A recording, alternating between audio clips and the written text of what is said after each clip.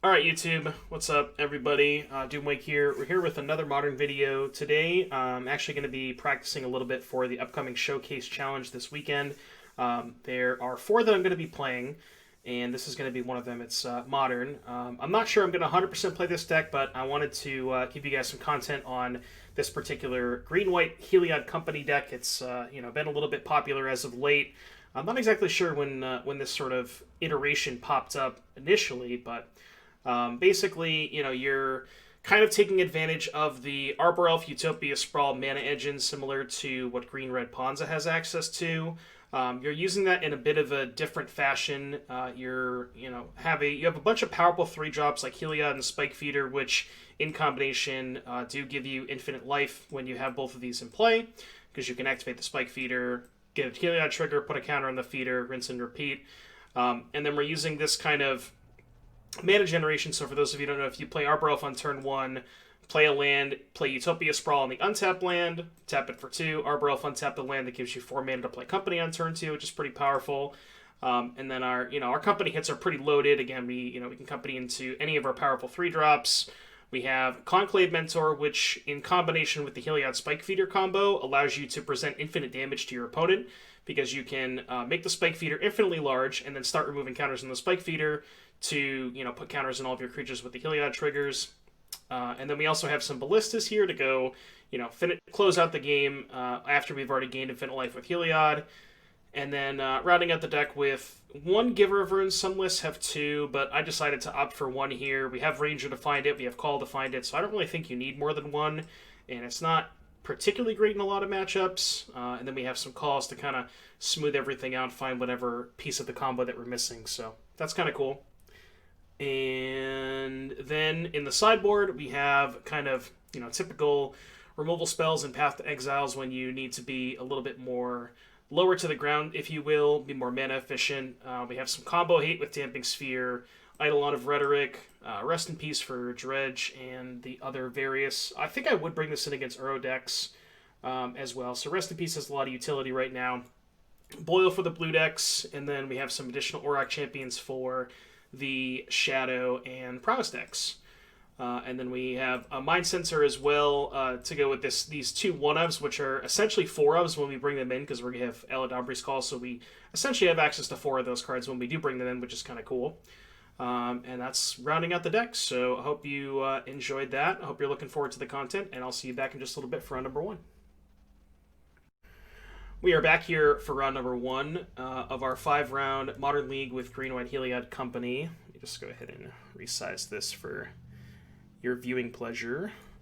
Alright, so we won the die roll. We'll go ahead and play first. We have a turn 1 Utopia Sprawl. Sand is okay. It's not ideal.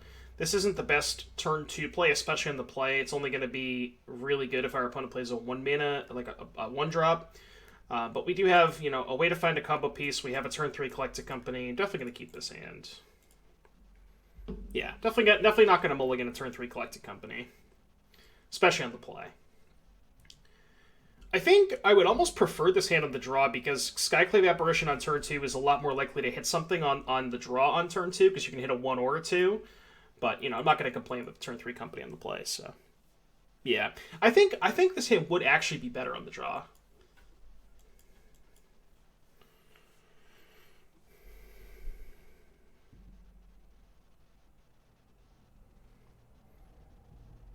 Just because your Skyclave is a lot more likely to have a relevant target.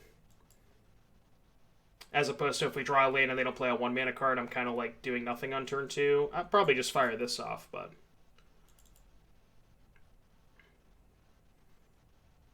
It's going to play Forests.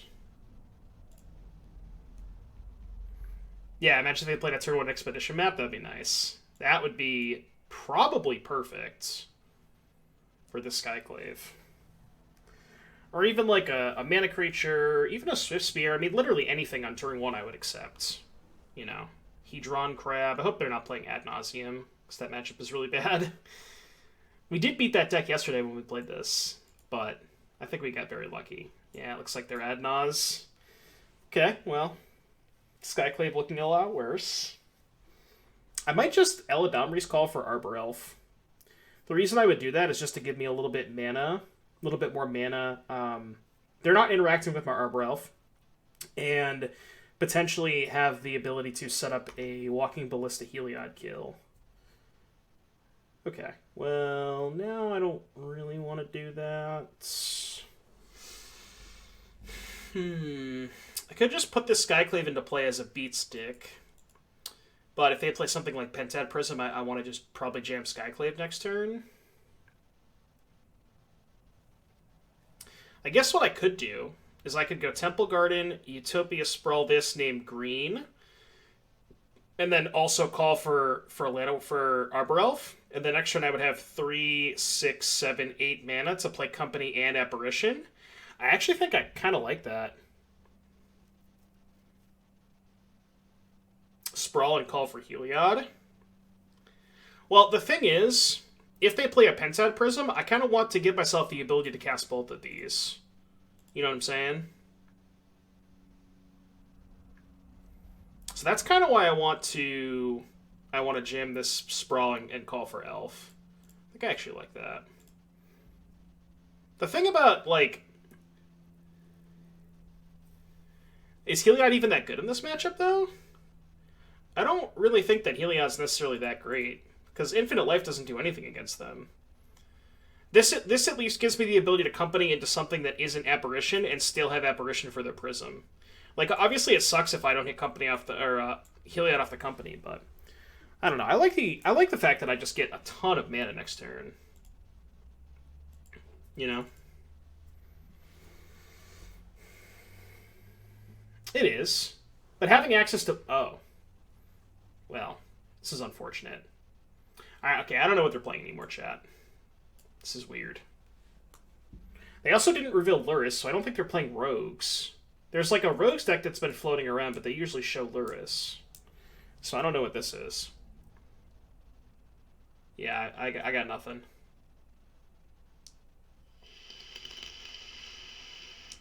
Well, my play was really bad if they're not ad nauseum, so I have been debated. Modern Inverter. I don't know what that means. I don't think I've seen that before.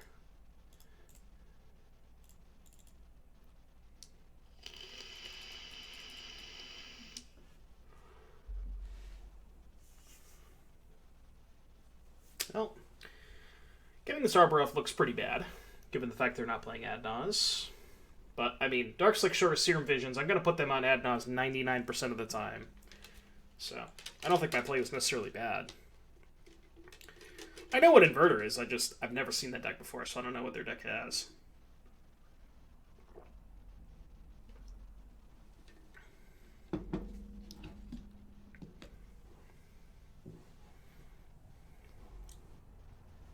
Or I've never seen it in Modern.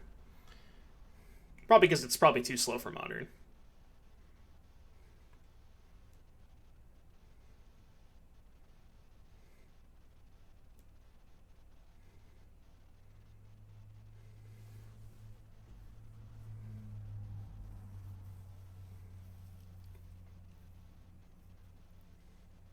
I agree. It's not really that it's out there. It's just probably way too slow for a format like Modern.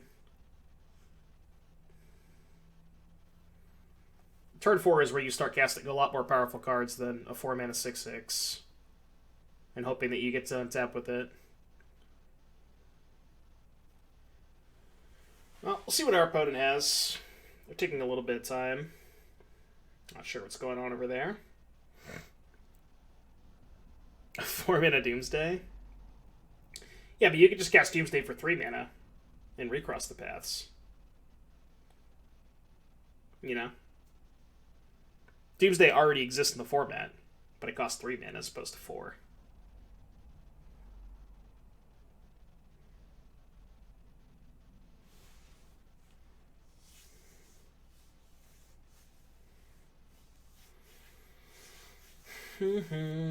I don't know what our opponent's doing. Unclear. I have to cut this part out a little bit. We shall see.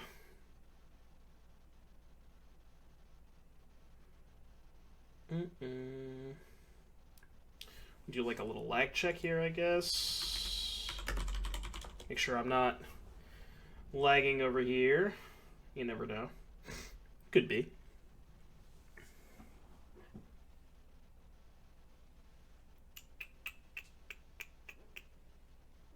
While we're here, chat. I don't know. I got nothing.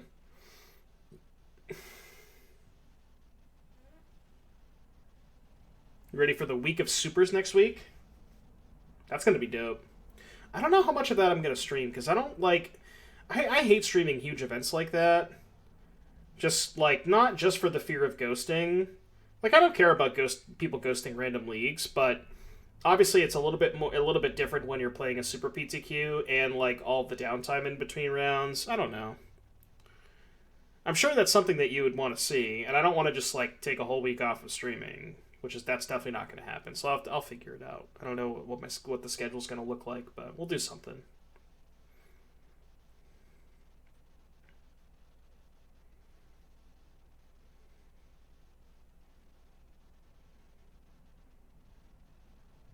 Leave it on where you're working? Gotcha.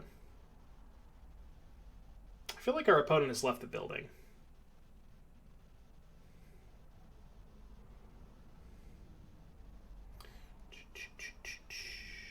Probably gonna have to cut this out.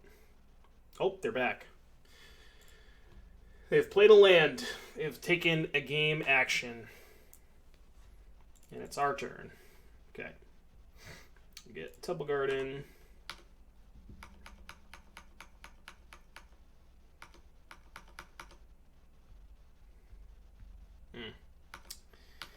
Extremely punished for calling for an elf.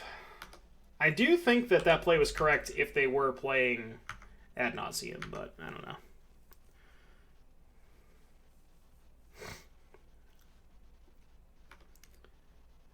Should we down something? Watch, got my work done. What time on the clock? Yeah. We also haven't drawn a spell yet, which is a little unfortunate. Still don't really know what they're doing over there. Your guess is as good as mine, chat.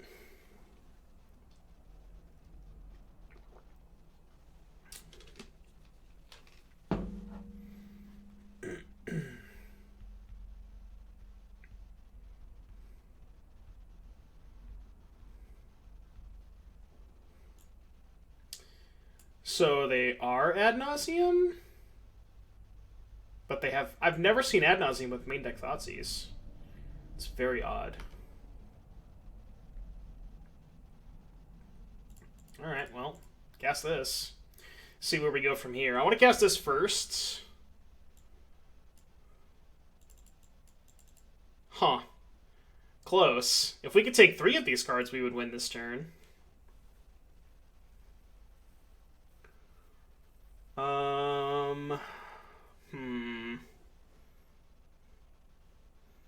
I don't really think taking Spike Feeder makes a lot of sense. Also, if I take Heliod Mentor, I have more Spike Feeders left in my deck to be able to kill them the next turn. Like, if I take Heliod Mentor and I draw Feeder, I just have infinite damage. So I think I'm going to just take Heliod Mentor, just because I'm putting more copies of those in the bottom, and leave 3 Spike Feeders left in the top, you know, whatever, -4 cards.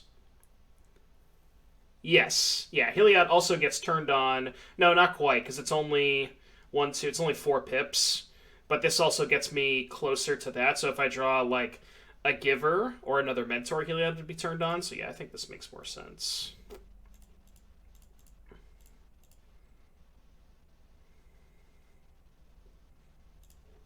And give enough mana, so I'm just going to kill this Unlife. And then attack for 1.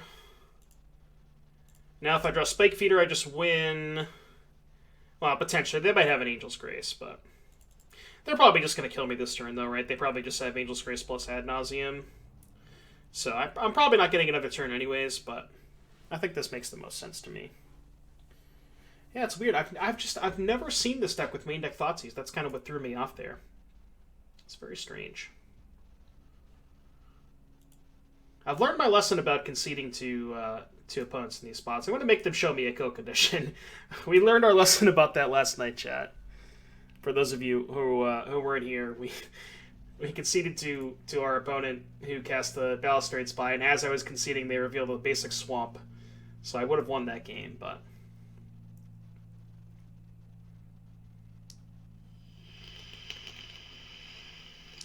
Alright, they have 3 Spirit Guides and a Lightning Storm. I will concede to that.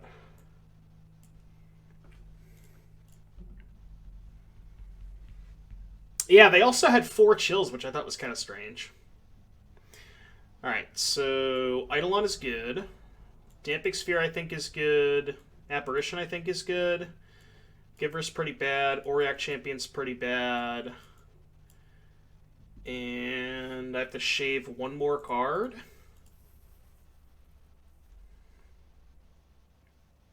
I think I shaved, when I played this matchup last night, I think I shaved a Spike Feeder. Because, again, you're not really... Infinite Life doesn't really do that much against them, because they can easily beat it with Thassa's Oracle, so... It is good, because if you set up Spike Feeder Heliod Mentor, you can deal infinite damage, but... So you want to keep some of them in your deck, but you don't want your game plan to be focused around that. I like Skyclave, because they have a lot of permanents, like Pentad Prism and Phyrexian Unlife that you can tag early on with it. So... Ranger Captain, also notably very good against them. You can sack it in their upkeep to prevent them from maybe comboing and buy yourself a turn, so that's something to watch out for as well.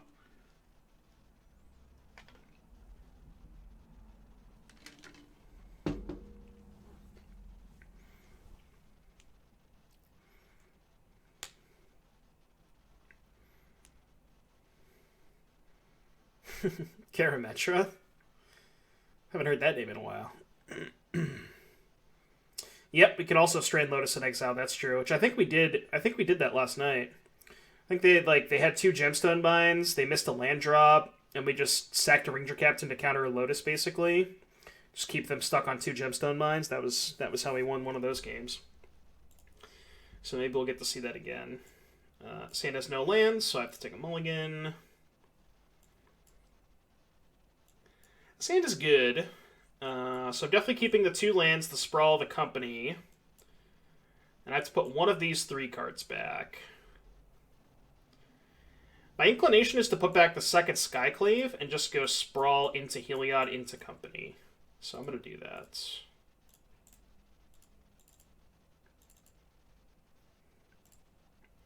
No need to play around Blood Moon or Boil or Magus of the Moon or anything like that. So just get basics. That life total also doesn't matter. Given the double white card, I guess I'll name white.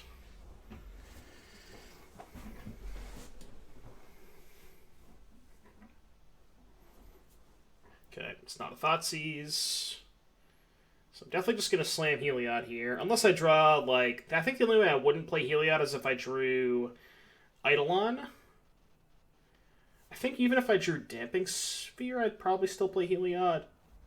Because Damping Sphere early on doesn't really do all that much. It's only good, like, on their combo turn. And sometimes Damping Sphere is not even that good. But you just kind of need it because it's some maybe meaningful interaction.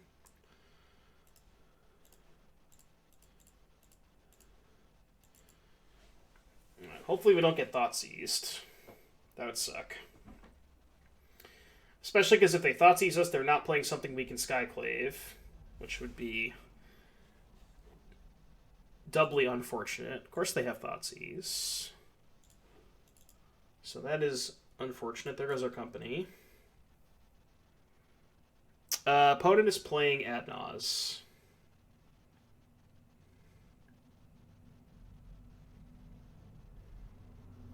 Alright, so hopefully we can draw another Company. Or one of our sideboard cards. That is neither of those. I think I am just going to end up cracking this Canopy and playing Elf. So I guess I'll crack the Canopy first. In case I find Eladamri's Call, because I think I'd rather cast that. Okay, it doesn't change anything.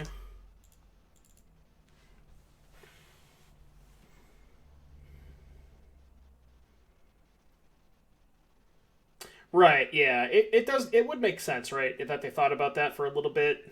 Maybe they were hesitant to take the Company because of the fact they had Unlife or something like that. Because otherwise, if you know, it seems like a pretty easy company to me. But you never know, depending on their hand.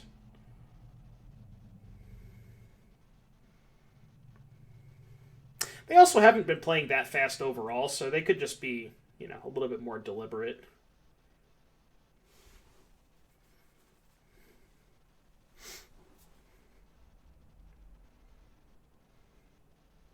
Okay, that's not an unlife. Because they don't have white mana.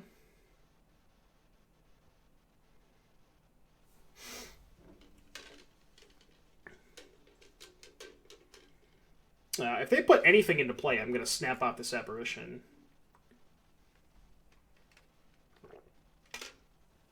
Okay.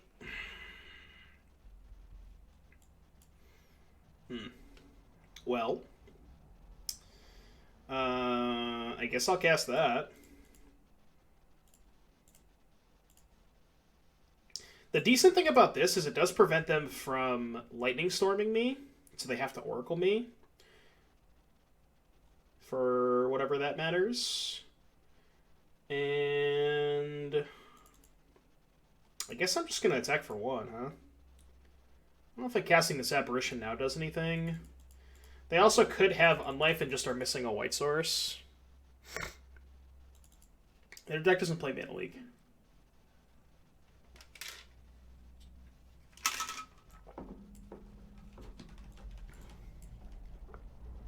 Yeah, I know, right? The same land, 1, 2, 3. They also had main deck Thoughtseize, which I was not expecting. They went turn 1 Vision, turn 2 Thoughtseize, and I thought they were like chat thought they were some kind of like inverter deck, because I've never seen main deck Thoughtseize from Adnaz.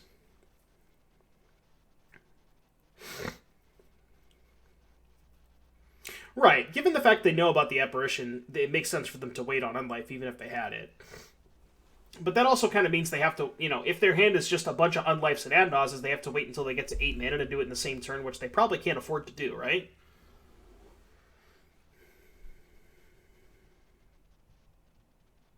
Ah, they're Adnaz.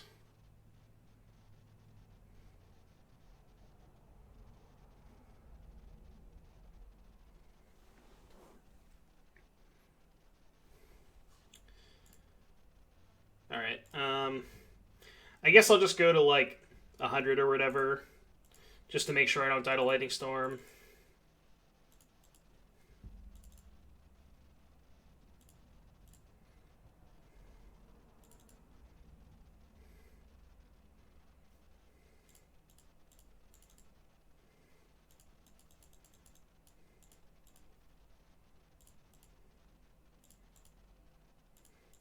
Hundred should be enough to beat Lightning Storm, right? Because Lightning Storm is what, 2 additional for every land, or is it 3 additional for every land?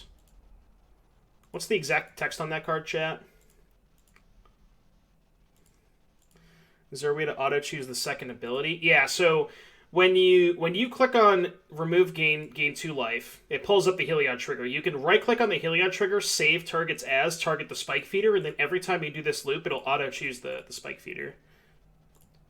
So Lightning Storm is 3 for each land. So assuming they have, we'll go a high number. 22 lands is what?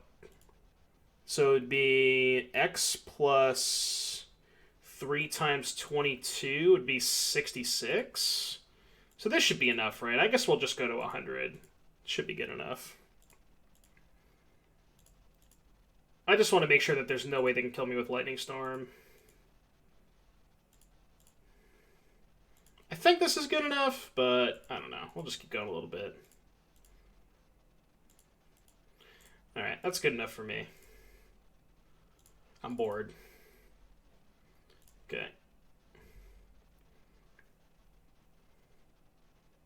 More mana sources.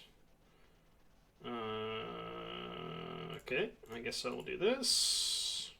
Maybe I shouldn't have even played that to give them information. But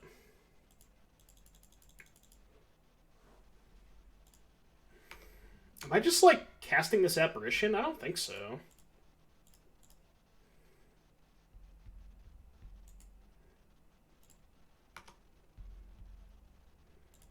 I don't think I should.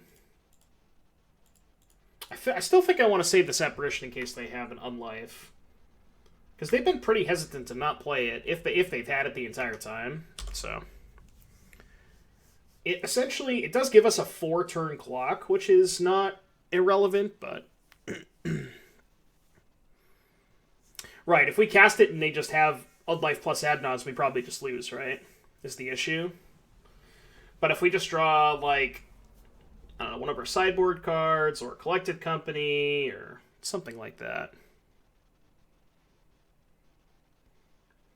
Well, here's the thing, though. If we draw another double white card, like, let's say we draw a Ranger Captain, I can just go Skyclave Ranger Captain attack for 7, and it's a 2-turn clock, essentially. So, like, if we draw any double white card, we can still kill them in 2 turns. See? So, now I think it's worth casting the Skyclave. I guess the question that we have to ask ourselves is, do we want to sack the Ranger Captain? Or wait, are they just dead? 2, 4, 6, 7, 8. No, we're a mana short, right? Because we need 9 mana to go Ranger Captain Ballista for 2, activate.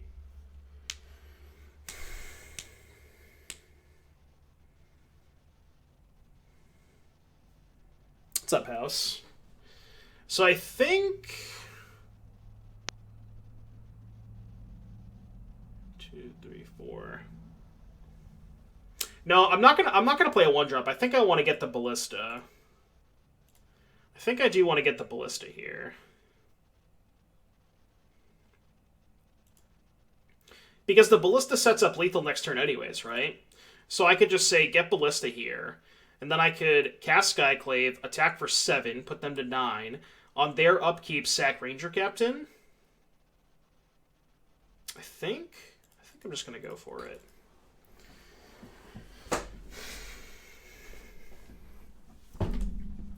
Whoops. Sorry about that, chat. Alright, so attack for 7. And yeah, the question we have to ask ourselves is, are we sacking this Ranger Captain on their upkeep? The issue with sacking on their upkeep is if they have Spirit Guide, they could go Grace plus Adnons. But we can't respond to that anyways, right?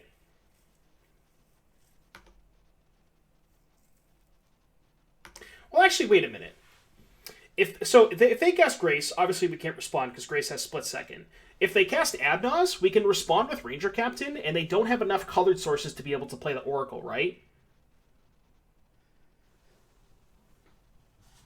So I don't think we have to sack on their upkeep.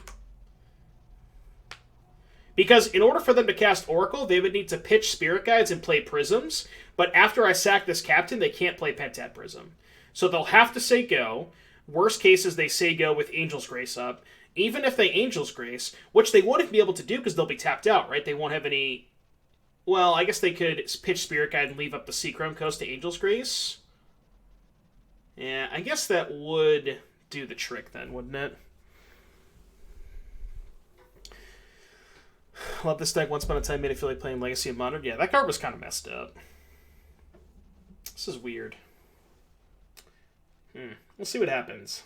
If they cast Adnons, I'm gonna sack Ranger Captain in response, but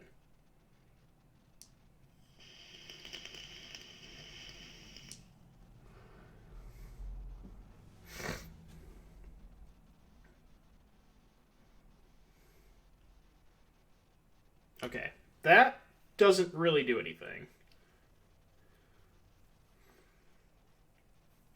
I don't think. Well, no, now if they have 2 Angel's Graces, they might be okay, right?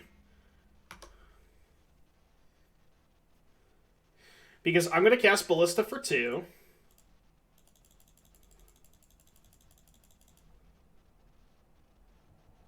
Actually, wait, hold on. Should I cast Ballista for 3? Is there a difference?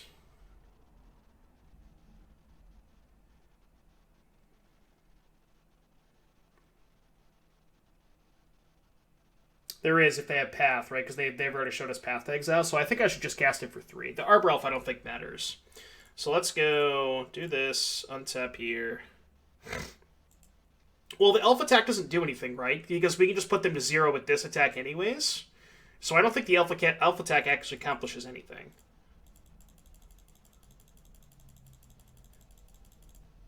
Because this attack already puts them to 0.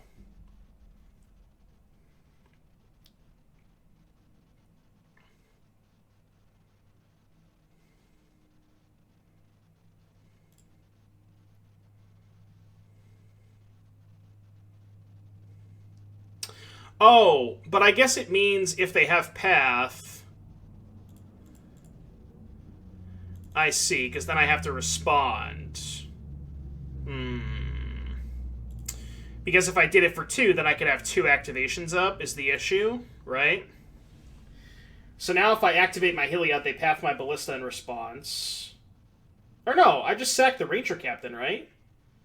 Okay, what happens if I sack the Ranger Captain? If I sack Ranger, they respond with Angel's Grace, and then upkeep, Heliod the Ballista, then they still have to have Path and Adnaz.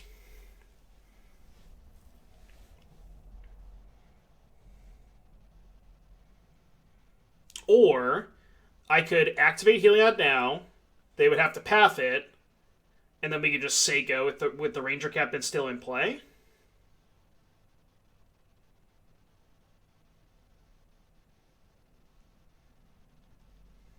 Or I could just do nothing. I could just say go. Make them act first, right? Because if they put Adnaz on the stack... Yeah, because if they put Adnaz on the stack... I could just Ranger Captain them in response. No, but then they have Grace. And the only way to force a Grace on our turn is if we Ranger Captain, right? Okay, yeah, that makes sense. Alright, you're right. I think this is right. So they have to Grace now.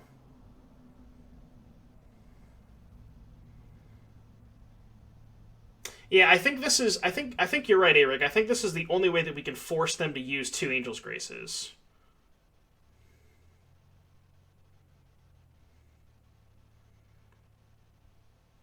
Unless they have 2 paths. I guess this loses to 2 paths, right?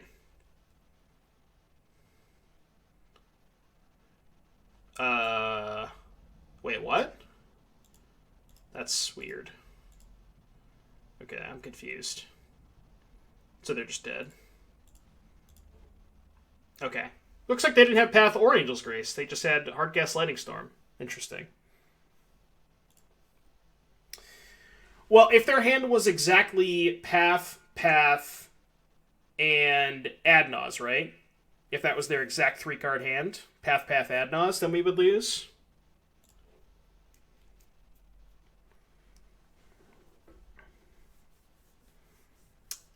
But I think the way that we played, that was the only sequence that we would lose to, right?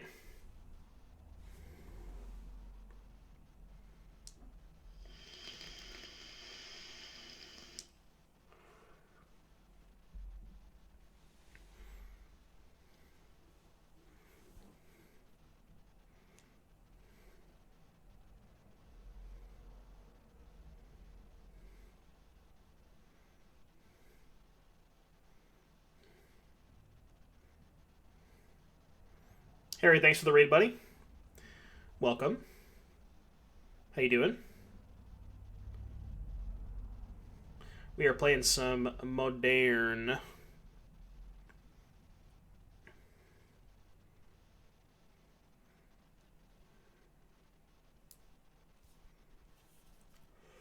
This matchup is kind of weird.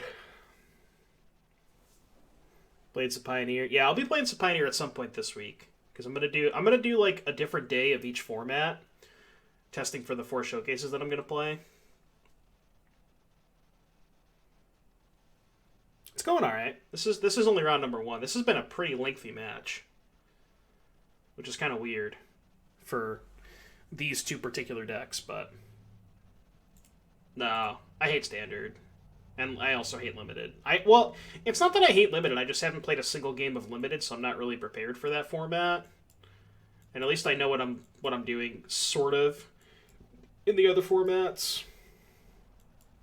Sand good. Sand has turn 2 Damping Sphere, potentially turn 3 Skyclave for their Prism or Unlife. What did they do? They mulliganed? I think this hand is pretty medium, but I think it's okay against a mulligan. Damping Sphere is worth a decent amount against them. And the combination of Damping Sphere into Skyclave on a Mana Rock could be pretty backbreaking.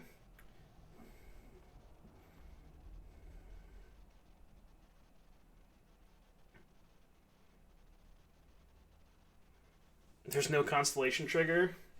Well, what if I told you I was gonna... What if I told you that you could play Doomwake Giant in Pioneer, though? Imagine.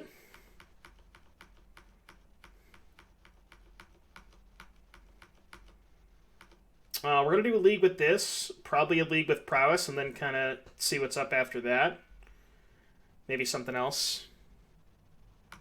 But I think I'm going to end up playing one of those two decks. Yeah, you can also play Deathrite.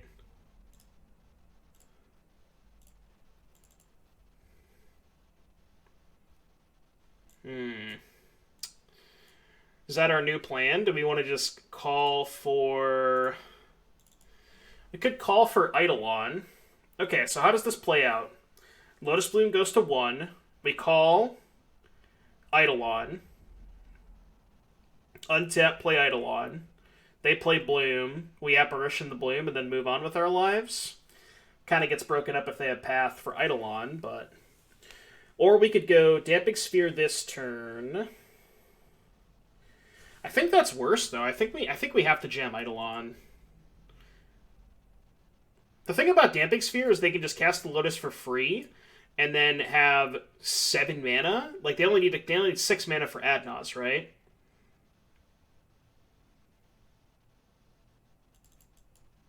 I guess Damping Sphere does do a decent bit against that.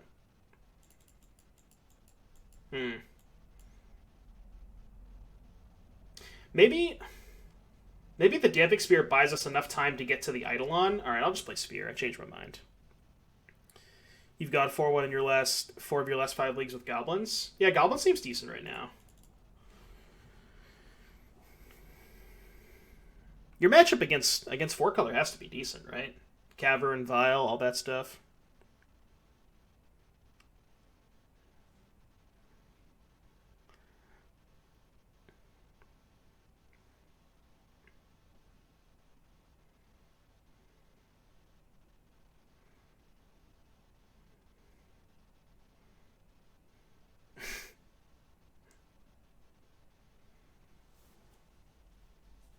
Plug you.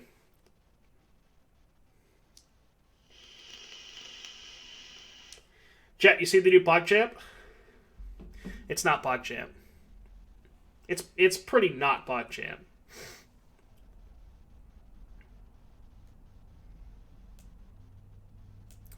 Why do I think this deck is better than Devoted Druid combo deck? It is better against removal spells because you have harder to remove permanents like Heliod and Auriok Champion. They just raw dog the spoils. It's actually good for me because now I can Skyclave that. And you also play Collecting Company. That card is just messed up. You're better against removal. The problem with Devoted Druid is it's just not that good against removal. You know? Oh, they're going to Spirit Guide out this Unlife and we're going to get to Skyclave it? That is Pog U. That is Pog U. Alright, I don't hate our spot, chat. They're going to get to play a Lotus Bloom. We also could just call for another Skyclave if they don't have a land here, depending on what they do. Alright, they do have a land. It's kind of sad.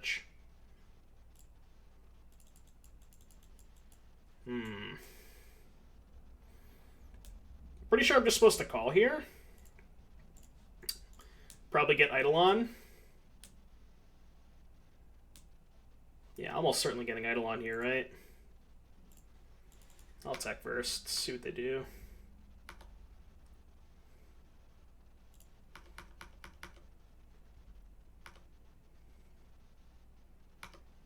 I don't think I'm going to end up sacking my Canopy, but I want to give myself the option to, just in case. Let's see what they do.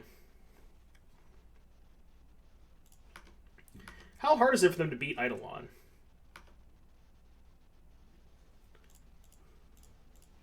To the point where maybe I should just, like, get Skyclave and blow up this Lotus Bloom. Could also just get Ballista. Because that seems worse, though. I think I have to get a... I have to get a combo hate interaction spell here. So what happens if I Eidolon? It's so much worse if they have Path. I kind of want to just get Skyclave. I think I'm just going to get Skyclave.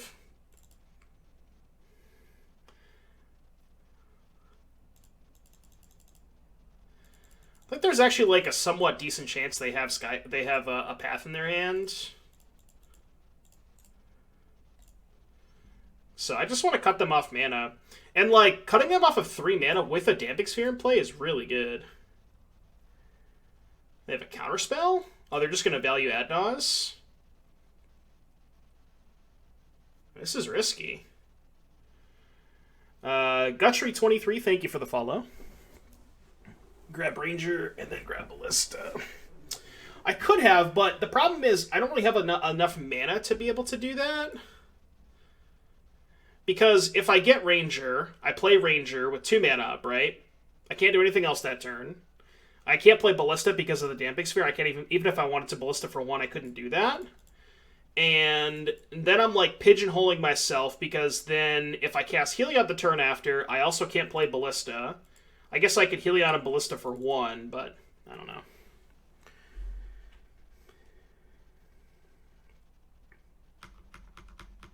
Like, I'm not sure that they can actually win right now with the Damping Sphere in play, you know? Like, their hand is Gemstone Mine, Adnaz, 3 unknowns. And they're going to have to Grace this turn, even if they have it. There's no guarantee they even have Grace.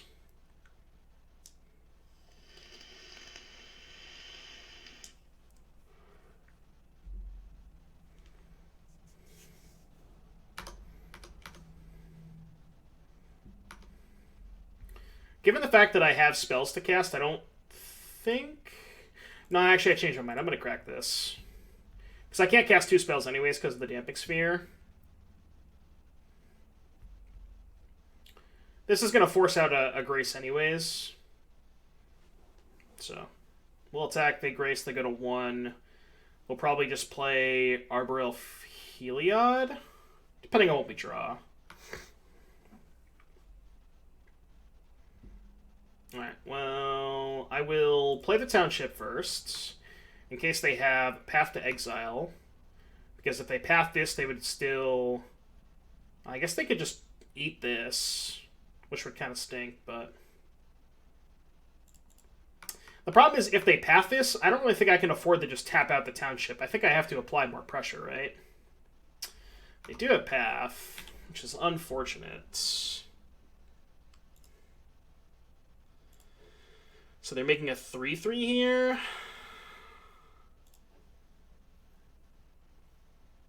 I think I just let this go. Right? I think I just let this go and play Arbor Elf plus Heliod. And that way, if I draw Ballista, I can kill them. If I trade, I'm just time walking myself. I can't. There's no way I can do that.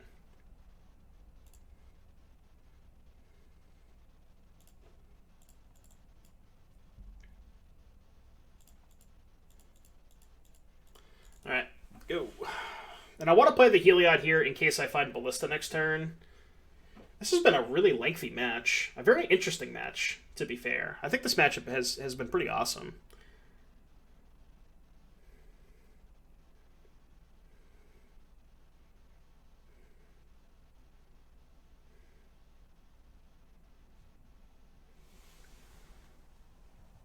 I'm going to have to cut this into 2 parts for YouTube. Hot damn. Why not Spike Feeder to have 2 threats? The problem with playing Spike Feeder... So, technically speaking, I can play Spike Feeder, play land untapped, activate Township, move a counter to the Arbor Elf after they block the feeder. But I feel like that line is just really bad against Path. I guess the Heliod line, even if I draw Ballista, is not the best against Path. We still may actually lose this game.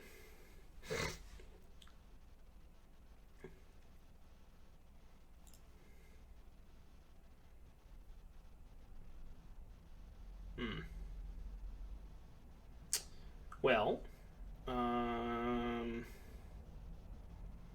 So I can play Mentor, play Spike Feeder, and go nuts. But I can't actually kill them because they can just chump block the Arbor Elf. I might be dead next turn, chat.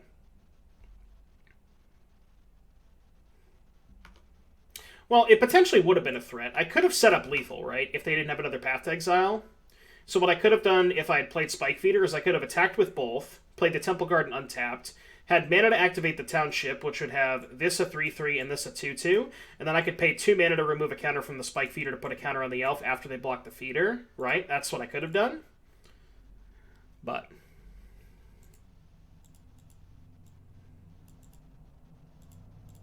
so that was a play that was available to me.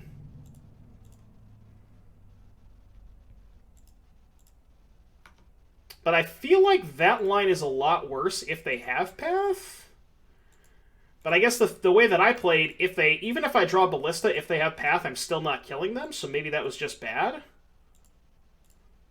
I'm not sure. Yeah, I'm not really sure, chat. It's possible that that play was bad.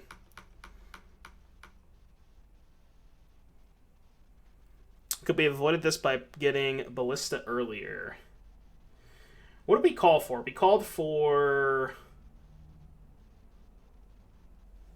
did we call for something? We called for a Skyclave, right? Oh yeah, to kill the Lotus Bloom. I think that was pretty relevant. Now we're just dead, right? They just go pitch Spirit Guide, cast Oracle. That's unfortunate. Yeah, I guess we would have won that game that turn. Well, that's not necessarily true, right? Because they played the Unlife. So we still wouldn't have won that turn, even if we had played the Arbor Elf, the Spike Feed of the turn before, because they had Unlife. Given that they value Adnaz, when we Skyclaved, it was the right call. Right, yeah. I think it was just a series of unfortunate events. I think that we played the game pretty well. For the most part. I think that a lot of our decisions made a lot of sense. Overall, an extremely interesting match. That was a very fun match, so I hope y'all watching on YouTube enjoyed that. Be sure to like and subscribe, and I will see you in a little bit for round number 2. Everybody, we're back here for round number 2 of our Green-White Heliod Reclaimer League, or not Reclaimer, Green-White Heliod Company. I got Reclaimer on the brink, so playing against House. So let's see how this goes. Not if you grab Ranger, because then you silence in response if they add Nas. No, because if we had gotten Ranger, here's what would have went down. We would have played Ranger. They would have let it resolve. They would have untapped. They would have played Angel's Grace, which we can't respond to. Then they would have cast Ad Nauseam, milled their entire deck. We could have responded to that and sacked the Ranger. But we didn't have enough to kill them the turn after because of the Damping Sphere. We couldn't actually present lethal with the Damping Sphere that we had in play, you know what I mean? Because our own Damping Sphere screwed us. Not screwed us, but prevented us from casting both spells that turn. You know what I'm saying? Alright, so...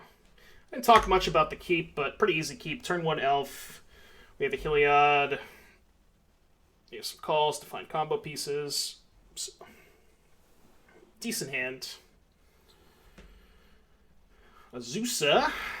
Okay, so they have access to potentially 4 mana, which could be a Karn, which would be unfortunate.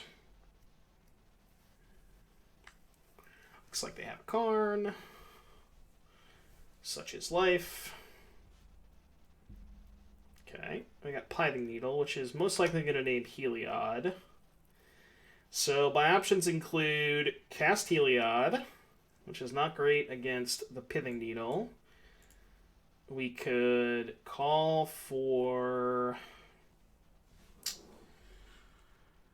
a Giver of Runes. We could call for another Arbor Elf. Not a lot of great options here. And we can't actually assemble the combo through the Karn and the Pithing Needle.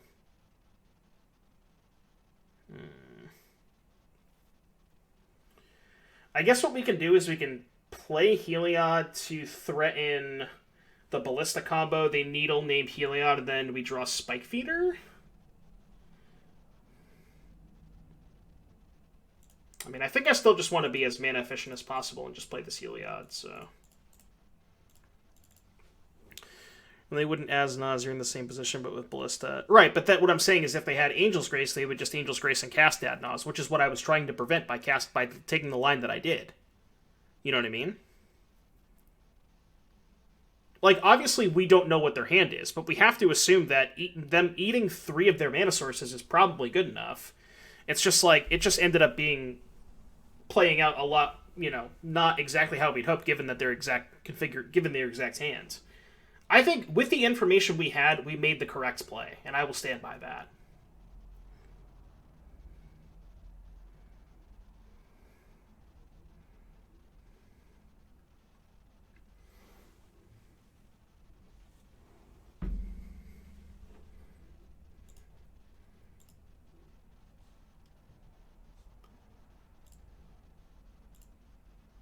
Oh.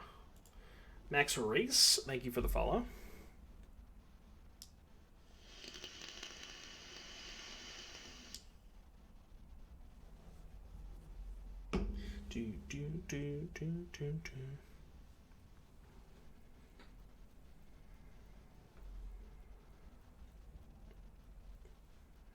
Alright, so they have access to, what, probably potentially 6 mana? Yeah, 6 mana off the bounce lands with an extra from the Stronghold. Okay, that's Titan. So they're probably going to end up getting Boros, Garrison, and Vesuva to copy Strongholds. Give the Titan haste. Probably pick up the Vesuva.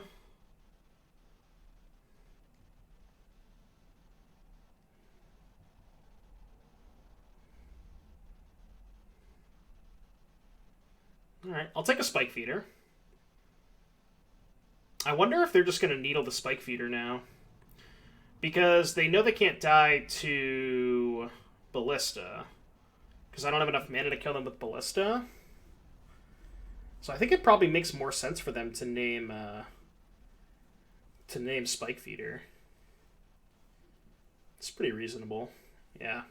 It's exactly what they did, which makes a lot of sense. House too smart. Okay. Collecting Company is not a terrible draw. Not sure that it gets us out of this, but... Could be even Company into at this point. Because we can't kill this Primeval Titan regardless of what we do. We can maybe just, like, hope they go for Dryad, hold up Company to Skyclave the Dryad. I guess we could hit exactly Skyclave plus Spike Feeder. Skyclave the Needle and just gain infinite life. Yeah, I mean, should I just do that now? I guess there's not really a lot of reason to wait, right? I guess I'll just do it now. Yeah, Karn turns out Ballista, that's true. That is a good point. Not quite. Not quite.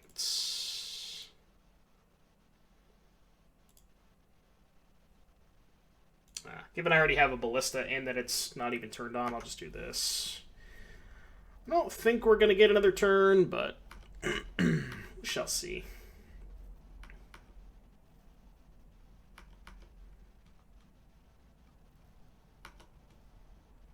Yeah, it's going to be a Dryad. And they just have us dead with the... Yeah, they have enough land drops. They don't even have to attack. We're dead. So against this particular iteration of Amulet, I think Damping Sphere is a slam dunk. I like Path. Apparition is okay. Mind Sensor is good. Boil's kind of a meme. I think Auric Champion is bad. I think Giver is bad. Wasn't this a matchup where we were just cutting collected companies? We were doing this.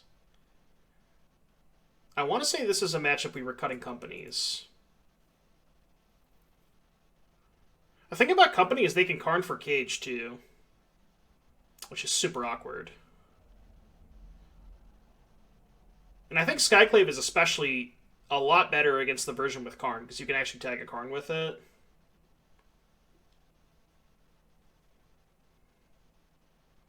I think I'm going to do this.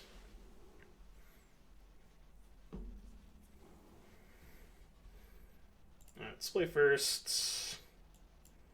This hand is pretty decent. Definitely a keep.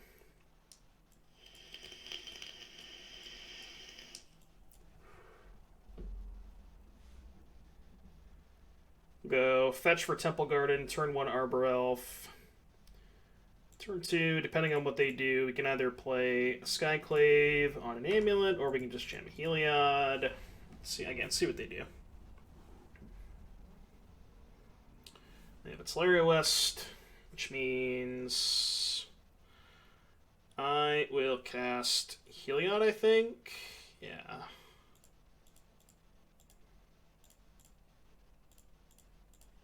It's the hardest card for them to interact with. Okay. So if we draw... Alright, I guess I'll just gain a bunch of life now. And then attack for 1.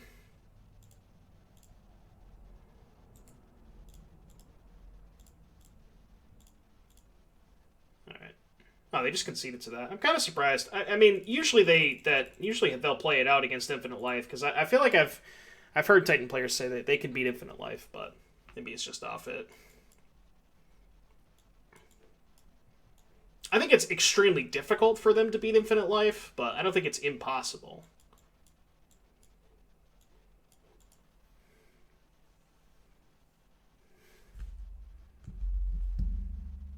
So, their theory against Infinite Life is they potentially could end up, like, they have to set up Dryad plus Valakut to kill the Spike Feeder, and then they can Dryad Valakut all of your other creatures and deck you. But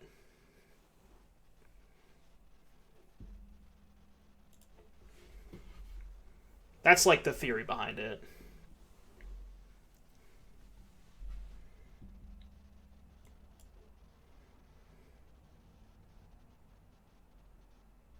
New toy for Mono Red Storm. Ooh. I'll check it after the match. This hand good. I feel like this hand is not good. We have turn 2... Yeah, no, we can't keep this hand. In turn 2, we can call for something, but we don't even have a third mana source. This hand is excellent. Man, what would you put back with this hand? I kind of want to keep the 2 lands, the Elf, and the Sprawl. Maybe I just put back Ballista? And keep Skyclave in case they have Amulet or Karn? Because I think Skyclave is really good against them. You want to put back Skyclave? Skyclave hits so many things, though. Dryad, Azusa, Karn, Amulet. I guess you just want to, like... Here's the problem with putting back Skyclave. What if they just play Karn? Then we can't combo them anyways. You know what I mean? But I guess if you put back Ballista, you're not comboing them regardless. So I guess that's, like, the give and take there.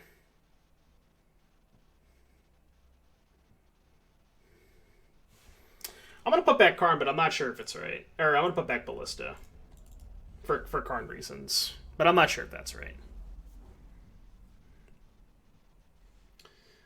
The problem... Yeah... I guess there is consideration, because I boarded out Collected Company, there's consideration to not keeping the Elf and the Sphere. Because having both doesn't accomplish all that much. Like, there's no reason that I would need 4 mana on turn 2, because I don't have companies in my deck, you know what I mean? So, like, having 4 mana as opposed to 3 doesn't accomplish all that much.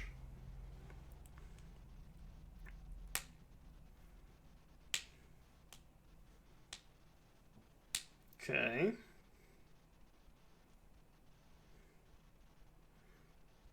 So we know their hand is Amulet plus Bounce Land. So we just play Damping Sphere, right? If I Skyclave this, they can just go Amulet, Bounce Land, Titan. If I Skyclave this, they play second Amulet, Bounce Land, Titan. So the only way to prevent us getting Titan is just by playing Damping Sphere, I think. So I can just go play this tapped.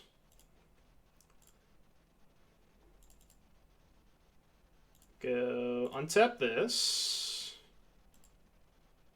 Utopia Sprawl, this, naming white. Play Damping Sphere.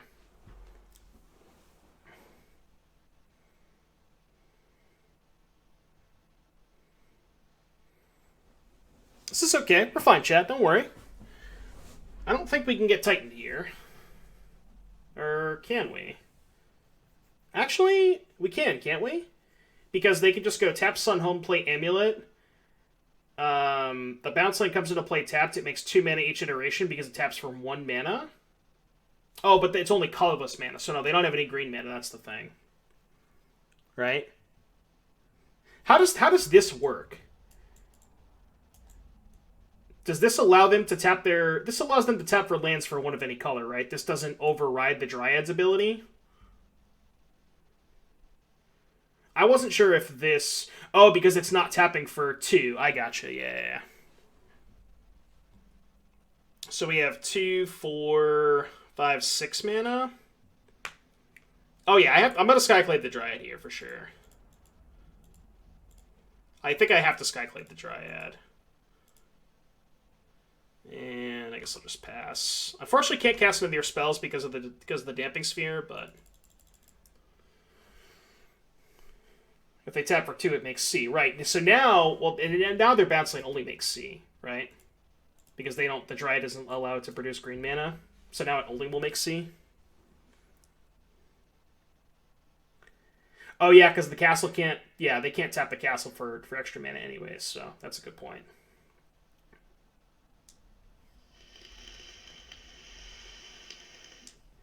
Alright, so they have some colorless mana. Not sure what they're doing with it. We shall see.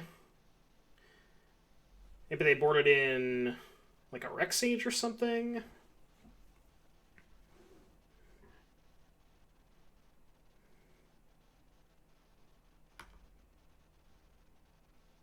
Interesting. Okay, so they're just going to pick that up. I feel like they were trying to cast something, but...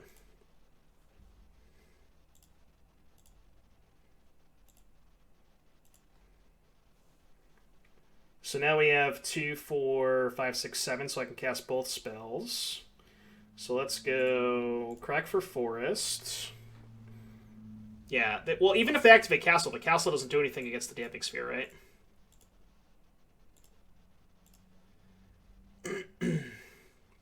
So we'll get Ballista with this. And then I'll play Heliod.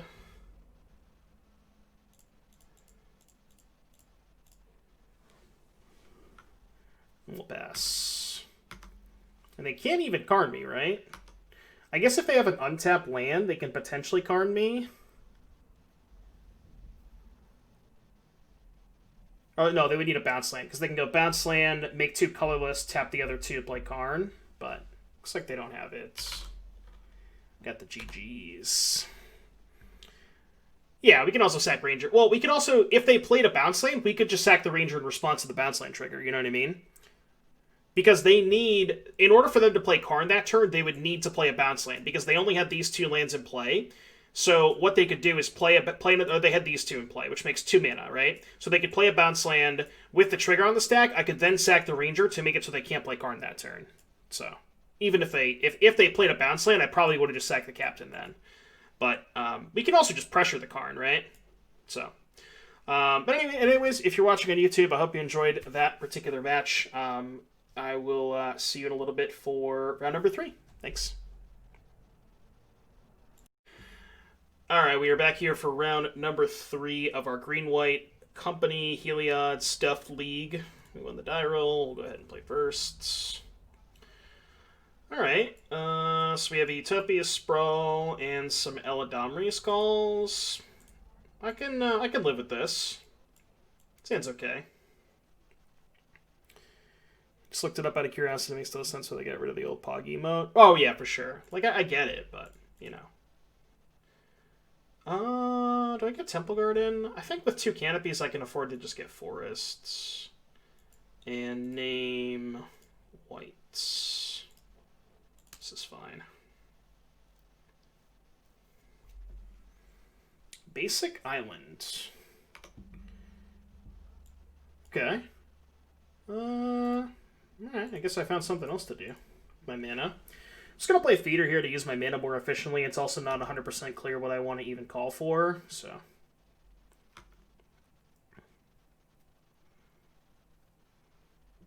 Island Forest. This could be the Canister Green-White Titan, or Green-Blue Titan deck. I could have a Snapcaster Mage. They don't usually play Snapcaster Mage, if this is what our opponent's playing. Would be unfortunate if they did, but...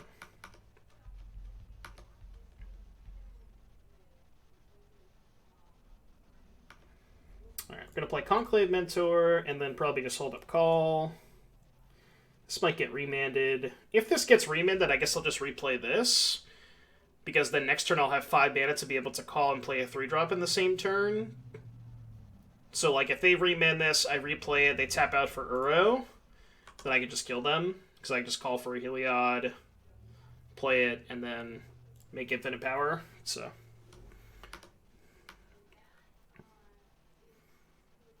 That still ends up working, because I have 2 calls. So even if they counter the first call, I can still just set it up, you know? I'm actually not going to call now, because I kind of want them to counter the first call. I guess it's worse if they have 2 counter spells, but I don't want them knowing that I have it, you know what I mean? Because I can just play it on end step. Yeah, this is good, I think.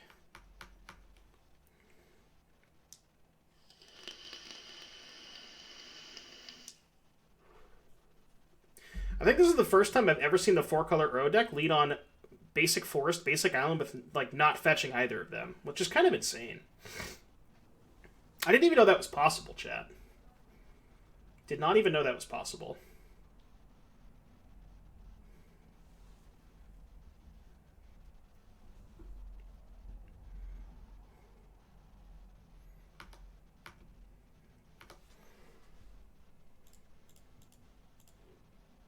The song's kind of weird, champ, not gonna lie. We're gonna skip that song. I don't know what that's about, but Heliod.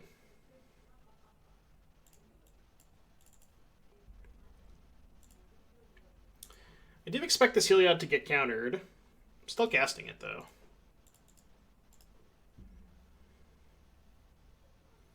So we have another one, it's fine.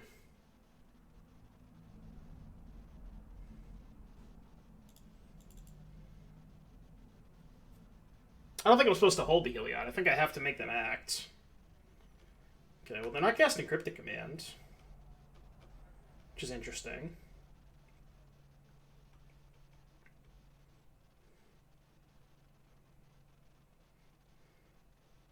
Did they fetch the wrong land?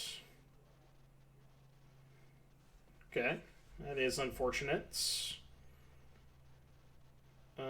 So let's just make this a 4/4,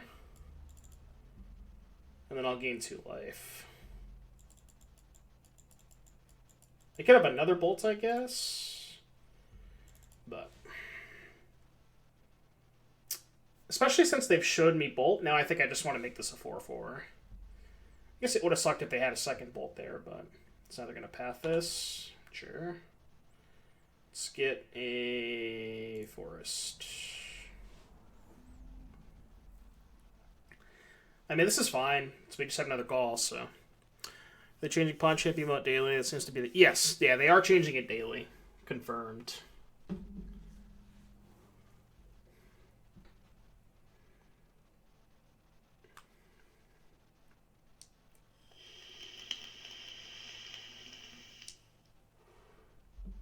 Okay. So, I mean, now I can just call again if I want to. Depending on what they do. I'm probably just going to call for another feeder.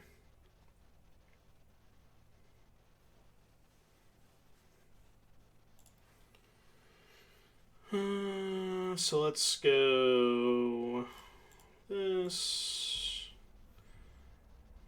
Name green. Like call.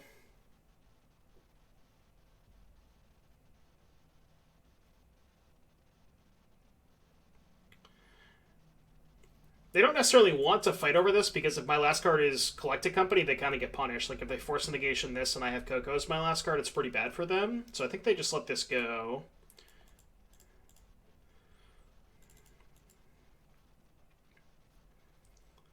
Kind of just have to cast my cards.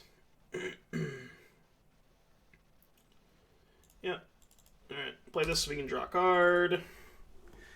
Now they just need to find some spells, but the door is closing, I would say. I mean, it's Magic Online, so they can, but at a paper tournament, I don't think they could beat Infinite Life. It's just so, like, unlikely for that situation to occur. But obviously we're playing Magic Online, so it's not actual Infinite. Is the issue. Sure.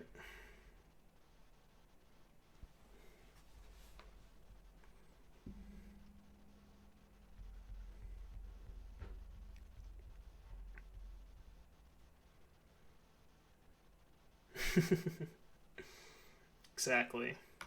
Okay, they have a Ren. Right, yeah, Jace is the only one that beats Infinite Life.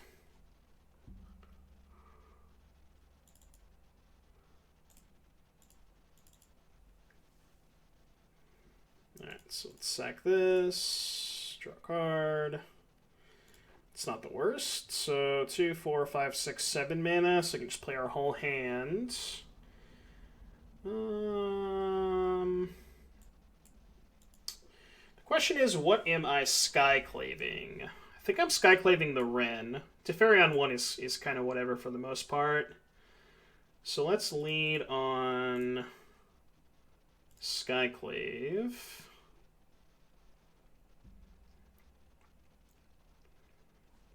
Let's kill the Ren. For what it's worth, it also does give them a smaller creature if they end up killing the Skyclave Apparition. This doesn't quite turn on Heliod, but...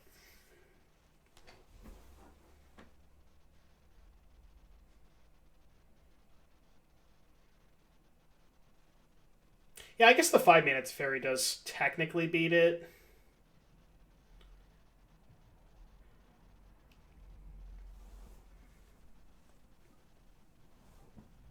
Yeah, that's also true. Not turning on Heliod this turn is pretty good. Because now we get to untap with Giver before we... like, if we draw... let's say we draw a white card, we can play the white card, turn on Heliod, and then have protection against Path. So they're going to end up bolting the...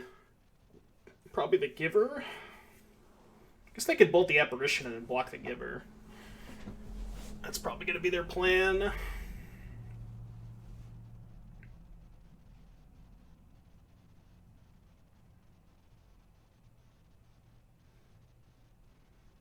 Looks like, yeah. So remember, they still have bolts in their hand. They probably should have left this, or at least this, untapped instead of this. This just seems like a strictly better land. It doesn't matter anyways, because they're untapping too, but... this game is slowly slipping away.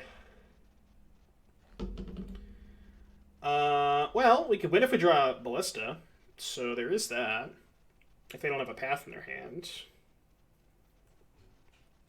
It's probably the only way we're getting out of this, right? I'm just going to thin first.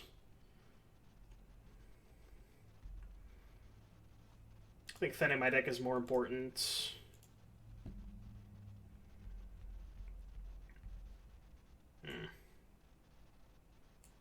Well... it's not the worst draw, because it does turn on the Heliod. It's also not the best draw, but...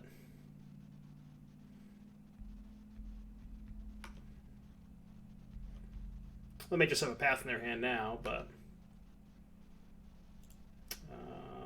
attack Teferi Hero. I don't think I can afford to trade the Skyclave for the zombies, so... I think we're probably going to get pathed.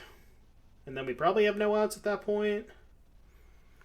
So much the bottom. Skip to infinite life for life if you skip. Yeah, no, I gotcha. Especially from that spot, I think it's pretty difficult. It's not impossible, but it is probably pretty difficult. Alright, they didn't put a land into play, which is not bad.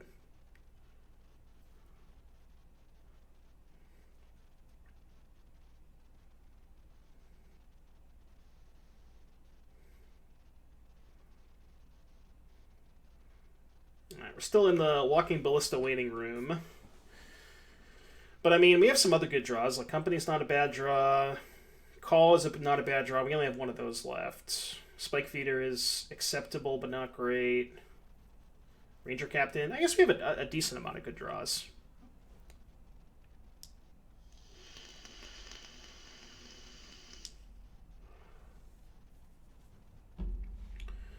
Now we have less good draws.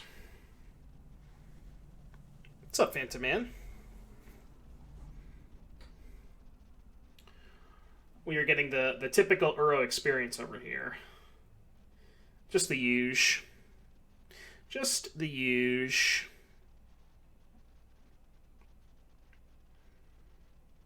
I think if they cast Our Promise, I'll probably just scoop.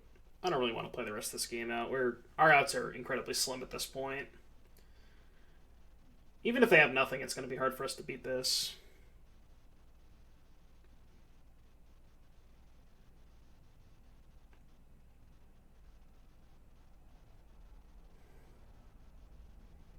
I think at this point in the game, my opponent could just literally cast no spells. And I'm not even joking. My opponent could probably cast 0 spells the rest of the game and still win. And that's not even a joke. They could probably cast no spells.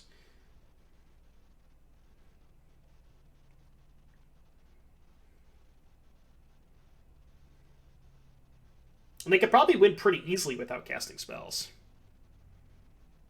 Yeah. Well, they're casting spells. That doesn't matter, but...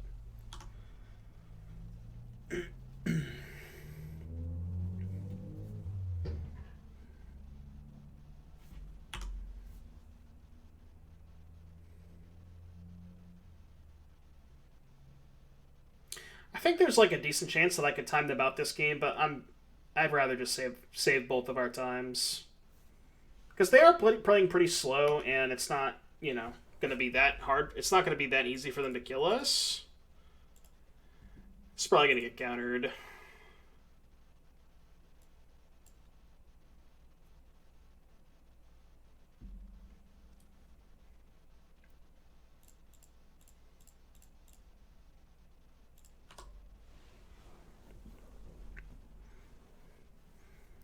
Remember to control decks. Yeah, exactly, right?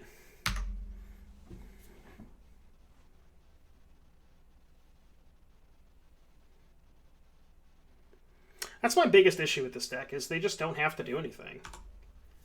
Like, there's just no skill involved. You know? You just play your lands. You literally don't have to do anything.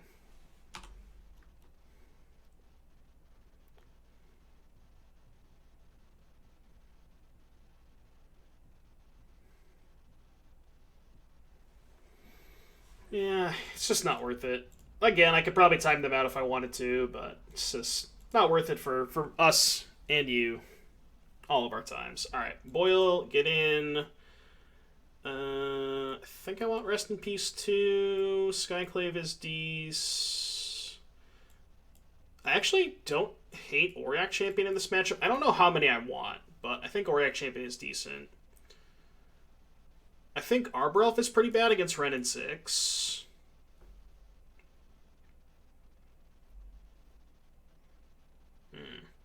Man, what are we supposed to cut in this matchup?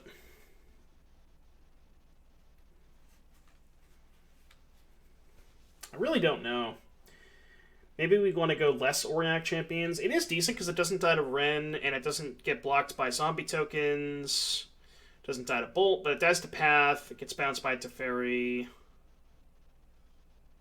So maybe I just don't want the extras. I think because I'm going pretty low on creatures, I want to shave a company. I do want to keep some of them, and then maybe shave a call. How does that look?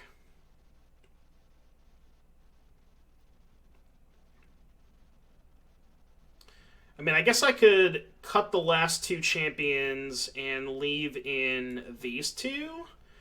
But then, not counting Ballista, I would be down to 20 company hits. Like, I feel like these companies are just really bad if I cut all the champions. Yeah, it does kind of help with the combo, too, a little bit. I think I'm going to try this.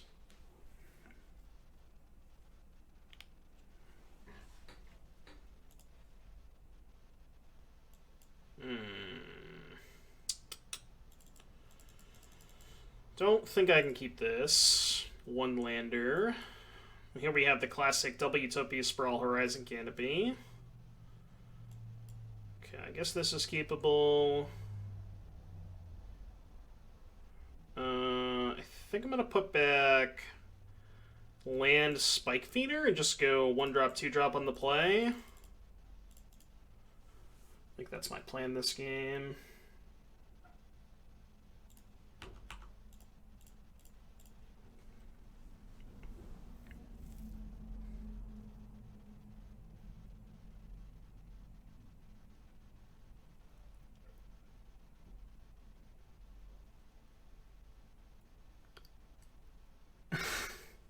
Is it though? Is it though? I think I'm just not going to attack with the Giver. Do I want to get the Stomping Ground? I want to save it. I want them to be surprised. I don't want them to know that I could potentially have it. Because it's not really a common thing for these decks to have Boil. So I think they're less likely to play around it if I don't get the Stomping Ground now. So...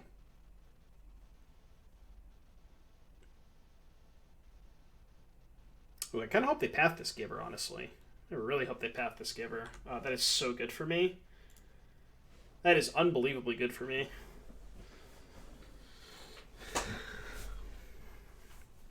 I am surprised they did that.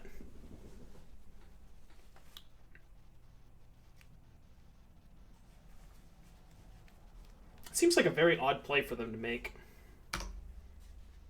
I didn't draw a land to punish them, unfortunately. So now this Heliod's probably going to get Mana Leaked. I'm still going to cast it, obviously.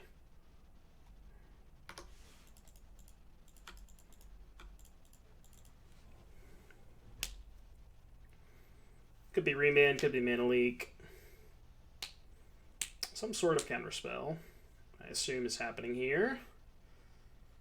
And then we're just in the waiting room to draw a land.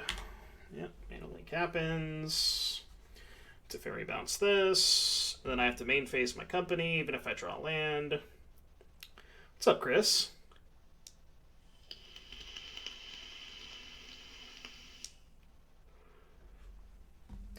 See, here's the thing, chat. If I really wanted to, I could just play this blue deck and I'd probably never lose a match. But I just think this deck is so boring. I don't know. You know? I don't understand why people enjoy playing this deck. Those of you watching on YouTube, post in the comments section if you enjoy playing this deck, and if you do, why. But I don't get it, man. It's just so boring to me.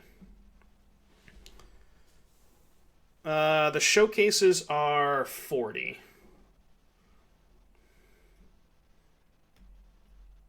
I mean, like, I'm typically a person who likes playing the best deck, but the thing about this deck in particular, it just offers no decisions. You know what I mean? There's just nothing. It's just boring.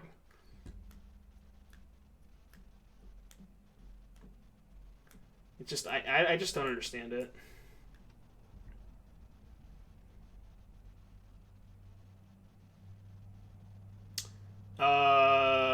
Okay. That was weird.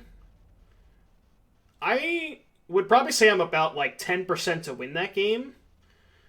But I guess my opponent was just off it. Alright, game 3, I guess.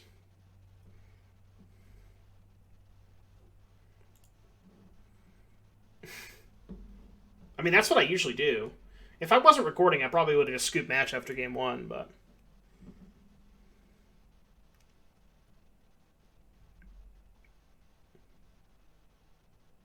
But I want to make a video, and I'll actually play out all 3 games for the video. You know, people in my Twitch chat knows how much I absolutely despise playing against this deck. I usually just don't even play out the rest of the match. But, alright, keep. Seems good. Mana Acceleration, a couple 3-drops, 2 companies. Seems not bad. I guess I should play around Field of Ruin, because sometimes they have one of those cards. So I'll put this on my basic lands. Why did they concede there? I don't know. They're just off it. Maybe. That's possible, Theo.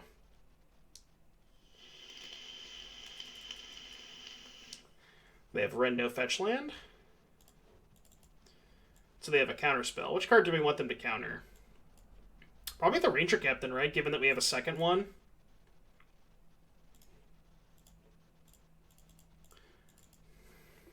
It also could just be a Growth Spiral. And if this Ranger Captain resolves, I'm not that unhappy about it. So. Seems like it's not.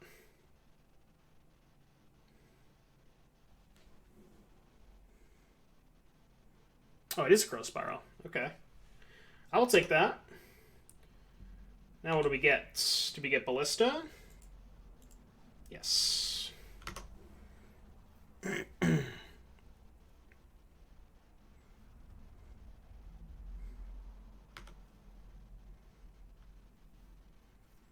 Don't think I'm going to sack this Ranger Captain now just to prevent... Oh, they're going to path me. Deal. Deal. Love it when they are aggressively pathing me like this. Go Plains. What's up, T-Spain? How you doing tonight, buddy? I'll take that exchange all day. Now we can just hold up company. Or if they tap out, we can main phase it. If they like Teferi or something. Or an Uro. I guess they could still Uro with 2 mana up, but... Yeah, they seem to love ramping us. It's the reverse ramp. They have 4 cards in their hand, 3 after... Ooh, tap lands. So this is going to be a main phase company, I think. It's got to be, right? I think I'm going to play around Cryptic bouncing a land and just split up the sprawls, because I don't have Elf in my deck anyways.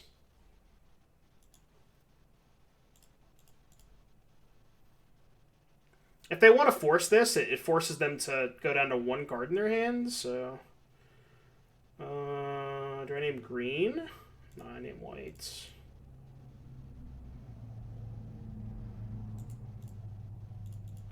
Alright, I'm going to cast this, again, main phase to play around Mana Leak. If they force this, they only have 1 card left, so I think I'm okay with that. I guess it does mean that we can't get any apparitions here. So I guess that is the downside to main phasing it, but... Yeah, maybe I am supposed to wait. I don't know. I'm not sure. It's possible I was supposed to wait there. Just got done with a 4-color money stream. Only lost us to straight burn. Nice. Nice, nice. Yeah, so now if they just put any spell into their graveyard, they can Uro. Well, that's not necessarily true because of the Field of the Dead. So they have to have, like, a land and a 1-mana spell.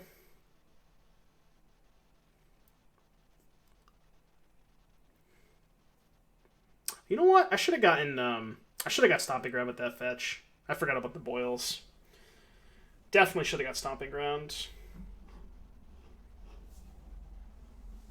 Oh, looks like they do have a path.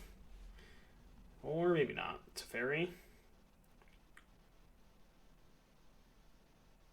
Okay, I don't know what this is. Omnath, sure. Omnath plus fetch land.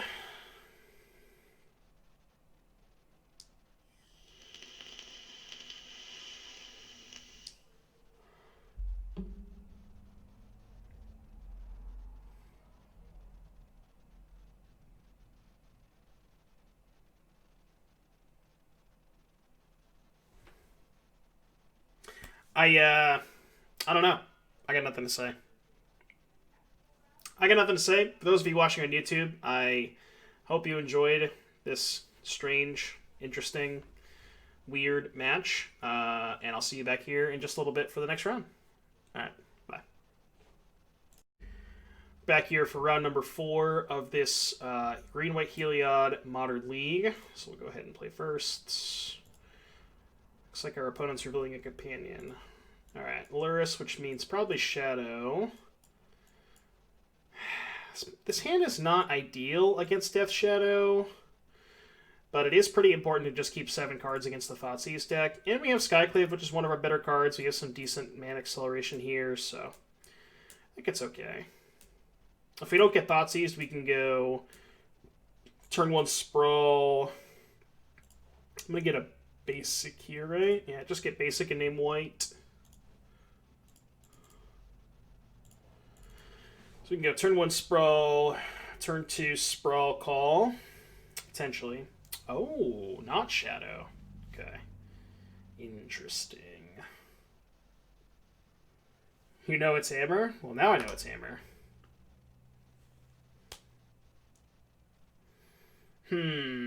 Okay.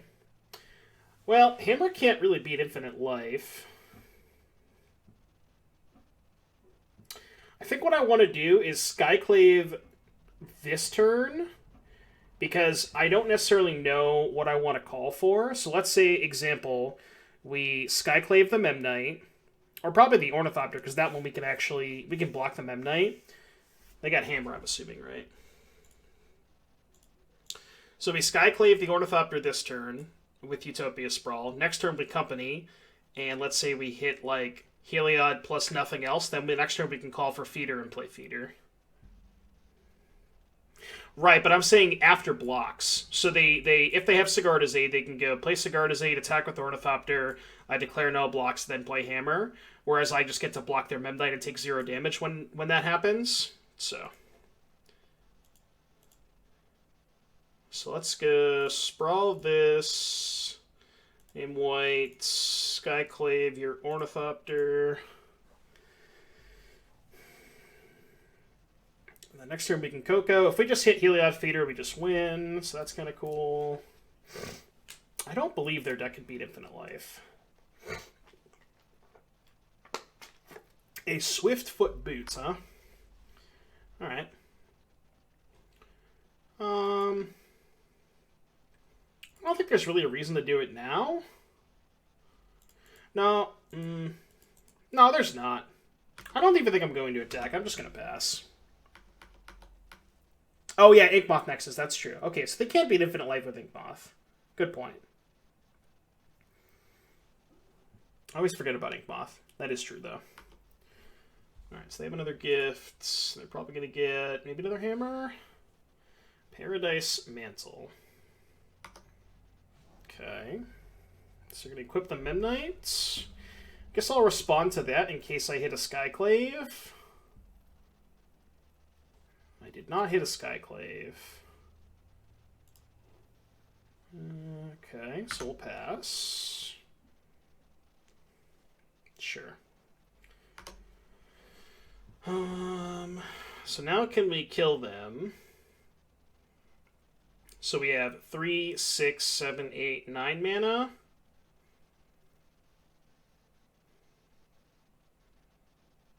So that would be Skyclave, the Swiftfoot Boots, call Ballista for 2, kill the Memnite, leave a... Yeah, okay, that works. We can do all that. That should be good enough to seal it.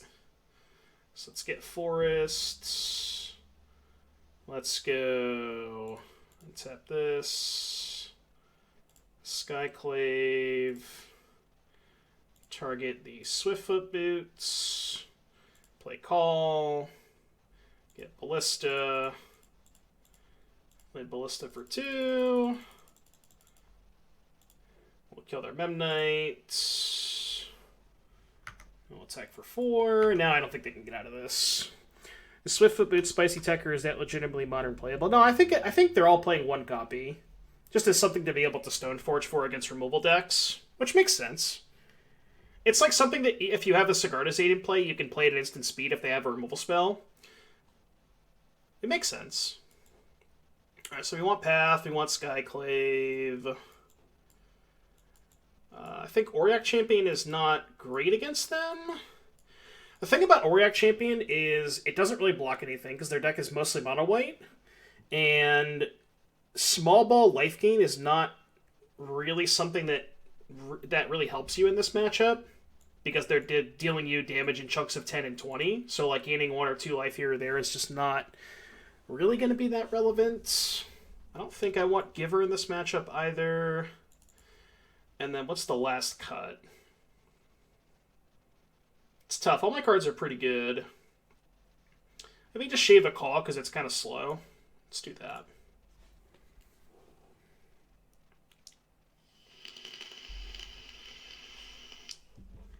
Alright, this hand I don't think I'm going to keep. 1 land, no mana acceleration. This hand has 1 land and has mana acceleration and has Path. So I think this one is keepable. Question is, what are we putting back? So turn 1, Forest Sprawl, name White. Turn 2, Sprawl, maybe leave up Path. Maybe because we have Path, we can just ship the Apparition.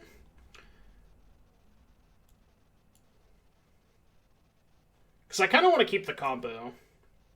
This is a fast way to win. And just hope that we can like back it up with our cheap interaction spell.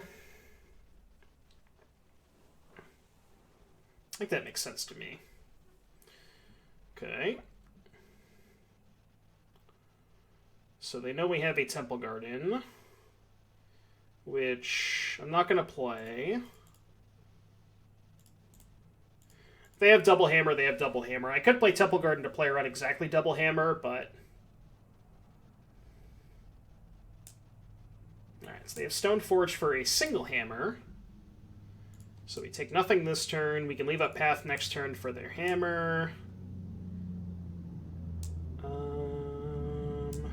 Unfortunately, cannot cast the Mentor and the Sprawl and leave up hammer, or and leave up Path.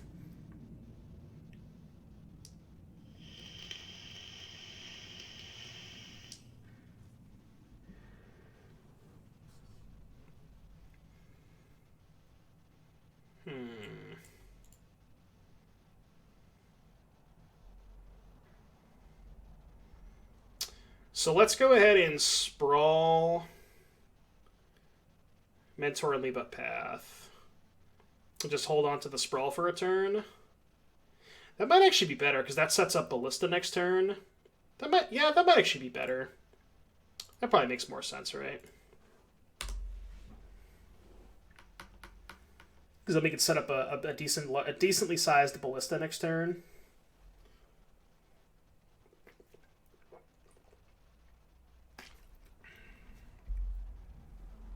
Okay. Yeah, so hopefully we draw a land here. Do I want to path this Giver now is the question. I don't think I do.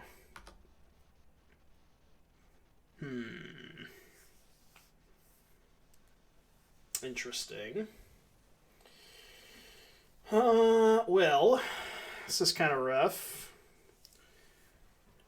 I guess what we can do is we can just play Ballista for 1, which is essentially 2, and then tap out for Utopia Sprawl, so we say go with a Ballista in play. If they go for a Nexus kill,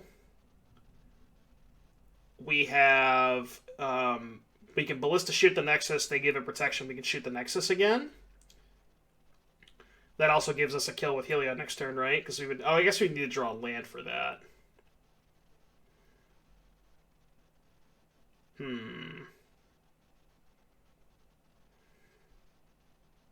This is tough.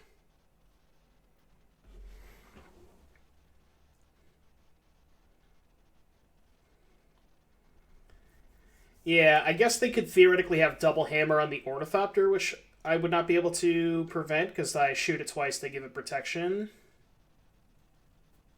Well, we beat Landhammer with the Ballista, right? Because they can't equip this, because we would have the ballista. I think we do want to play the ballista here. Ruler 18, thank you for the follow. Can sprawl, ballista, and path. Yeah, the issue with main phase pathing is it gives them the mana, right? I could path this now and just give them the mana? I guess that's not that bad, because then they wouldn't have the giver in play, right? Because then they just can't go... They can't go for it into the ballista on board. That's a good point. Okay, maybe that makes more sense then. So I can go... Tap this.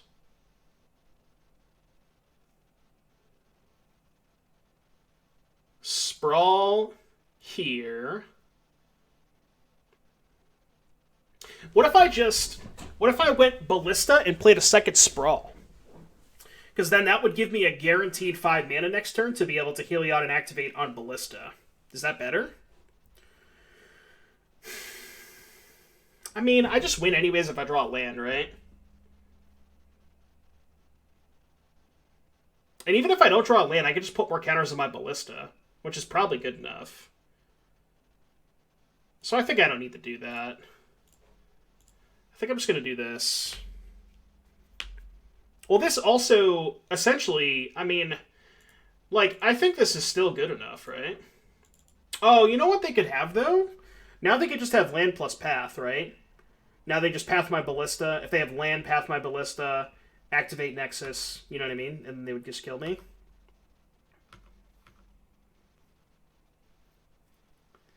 So this line is bad against land plus path.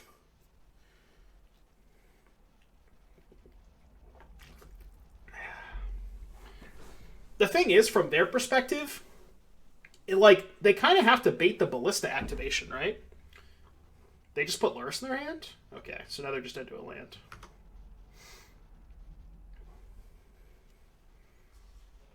Any lands? Not quite, but now I can just put another counter on my ballista. I guess we would still die to a...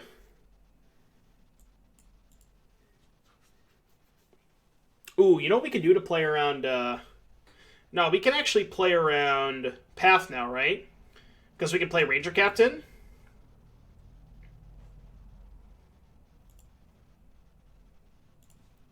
Yeah, so here's what we can do. We can go green, sprawl this for white, and then we can go here, Ranger Captain with a green up, get an elf, play an elf, and now, if they path my ballista, I can respond sack the Ranger Captain, and if they respond to the Ranger Captain sack... Well, now I can just sack the Ranger Captain, right? Because we know about one hammer. So what happens if I just sack the Ranger Captain now? That's good, right? I think that's good. Yeah, they can't, because now they can't, okay. Alright, hammers, whatever. And even if they want to put it on the Thopter, I can just chump block the Ornithopter. I'll just let them hammer the Ornithopter. I just don't care. I'll just take 10. They can't cast spells now. Yeah, they have another hammer. So their hand is Hammer Lurrus. I guess they can upkeep Path my Ballista now? If they had Path the whole time? Just take 10. But I feel like the way they played this game, they don't have Path. Because I think they would have done things a lot differently if they had Path. You know?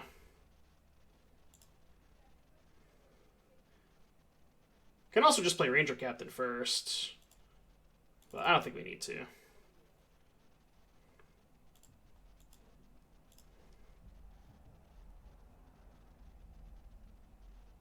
Alright, cool. Easy.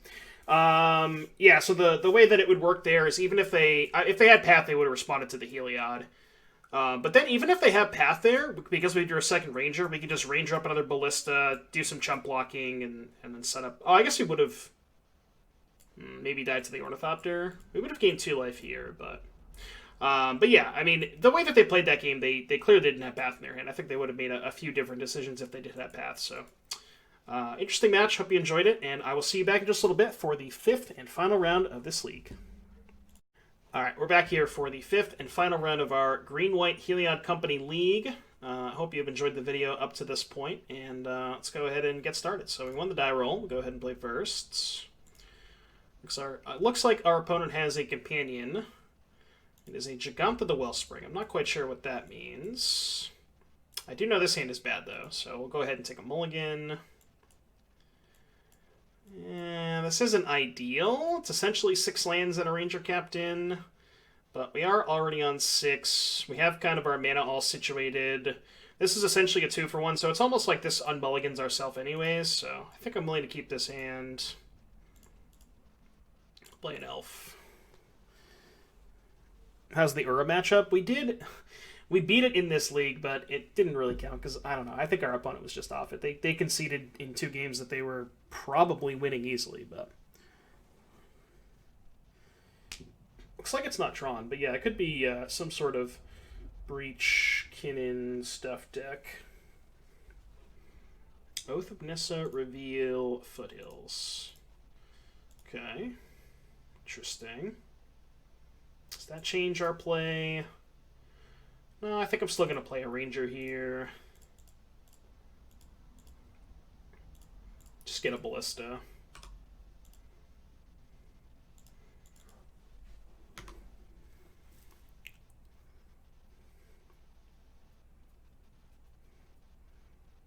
Okay. Ren and 6. Rude. Probably going to kill our elf.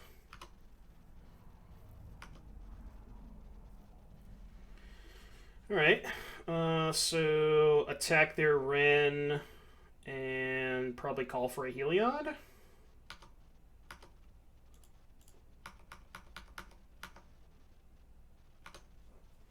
No.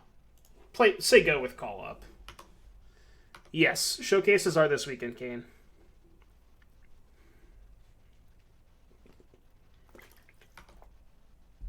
Oath of Nissa.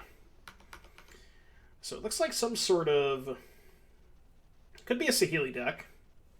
What they reveal? A Windswept Teeth. So we know about a Foothills.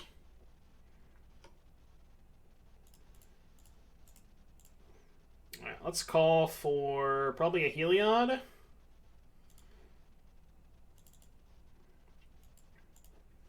We'll just get a Temple Garden here.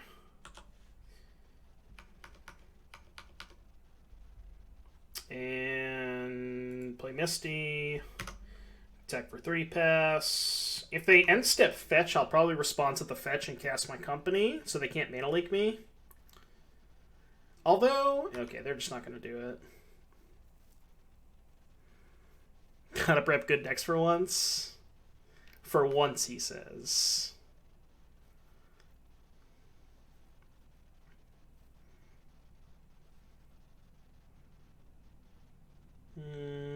Okay, that's fine with me. I can just kill that. Yeah, okay, so we know about the... They still have a Foothills in their hand from the Ren, but... Alright, we'll cast our company here. I think we might just get countered, but... Even if the company gets countered, we could potentially just play a Ballista for 2, or... See what happens. But I'm still going to cast this company. I could actually... What if I just sack the Ranger Captain first? No, I think that's bad. Because then I lose all my pressure on the Ren. If they crack this fetch... I could respond to the fetch sacrifice. How much do I care about this Ren? I could also just hit a Skyclave, right?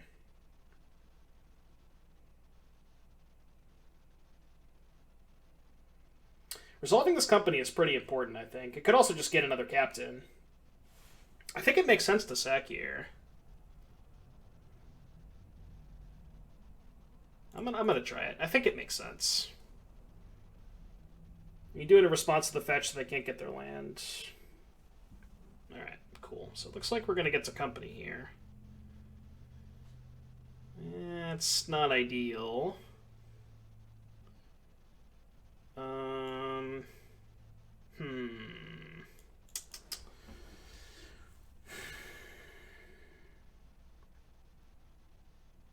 I'm debating on taking 2 mentors here.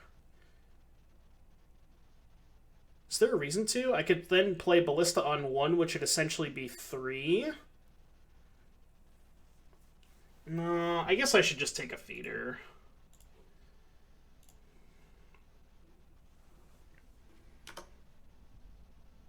Because this way they still kind of have to act, right? Or their Ren's just dead. And if they make a move, then I can do something.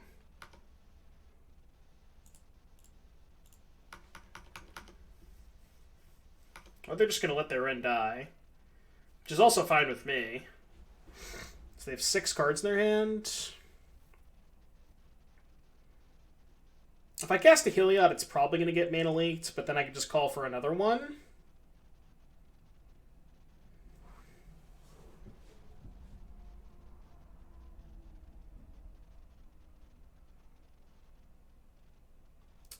Yeah, I think I just want to be mana efficient and just cast Heliod here. It's almost certainly going to get mana leaks, but Remand. Okay.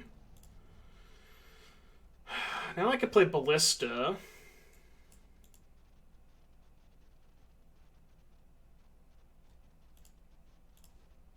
I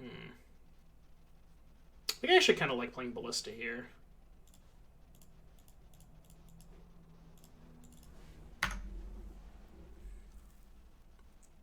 Ballista also doesn't get Ren, which is kind of nice.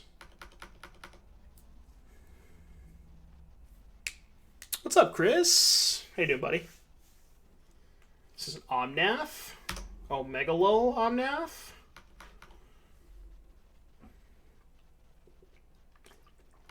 Okay.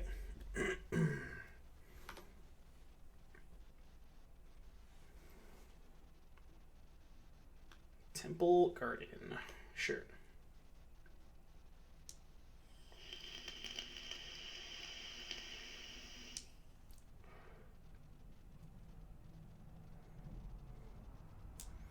Utopia Sprawl.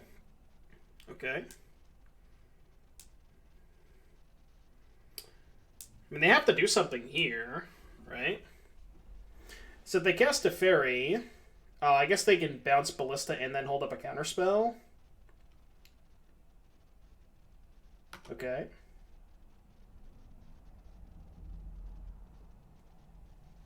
So I just kill the Teferi and let the Ballista bounce happen. They do get to draw a card. I could bid my Ballista to prevent them from drawing a card. But if they have Remand for Heliod and I draw a land, I just win anyways. So I think that's okay.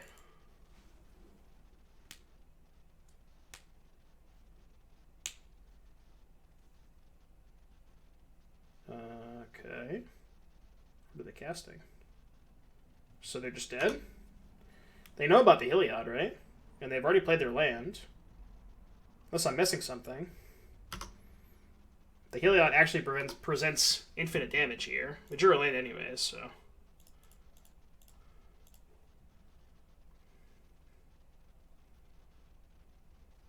I will attack for infinite damages.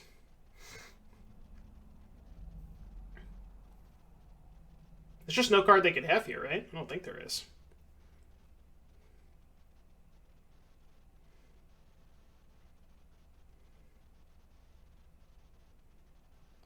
Double gut shot.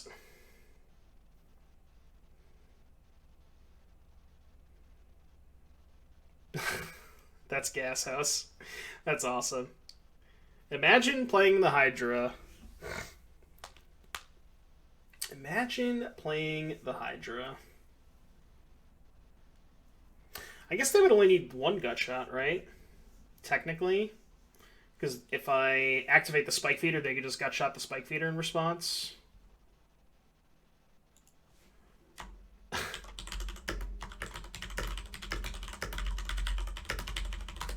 My opponent said, can we agree on not letting each other combo after so you don't have to get infinite life because I won't kill on normal damage, but if you remove the combo of infinite damage, you concede and vice versa. Well, they're actually just dead, so. If that were the case, I say, normally I would agree. but you're actually dead.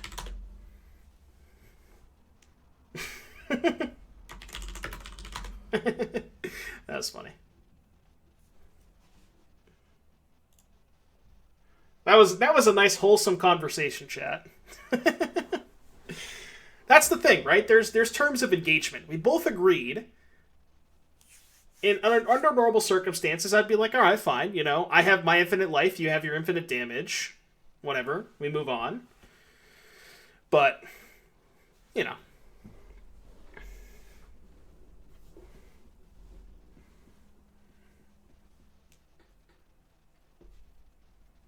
All right, what are we sideboarding against? Omnath, Saheeli stuff. Definitely not Damping Sphere. Definitely not Auriok Champion. Potentially Rest in Peace, because they're probably an Uro deck and they have red and 6. I think these cards are all somewhat reasonable. I think Champion is not great. Although Champion... The thing about Champion is it does stop their... Well, stop their Saheeli combo. What's up, Shiny? How you doing tonight, buddy? I don't know, chat. I don't really know what I want to sideboard in this matchup.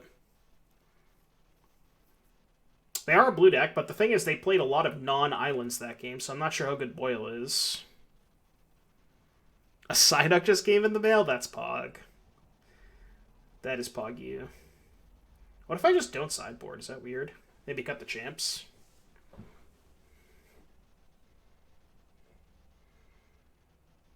I could bring in Path, but like Path isn't great against their normal game plan.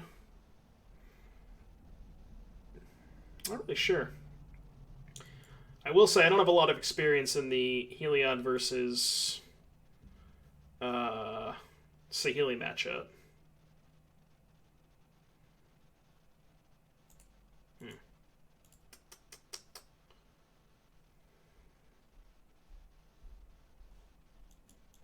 I don't really want to over-sideboard. I don't want to do too much and dilute my deck. Just not sure about these champions.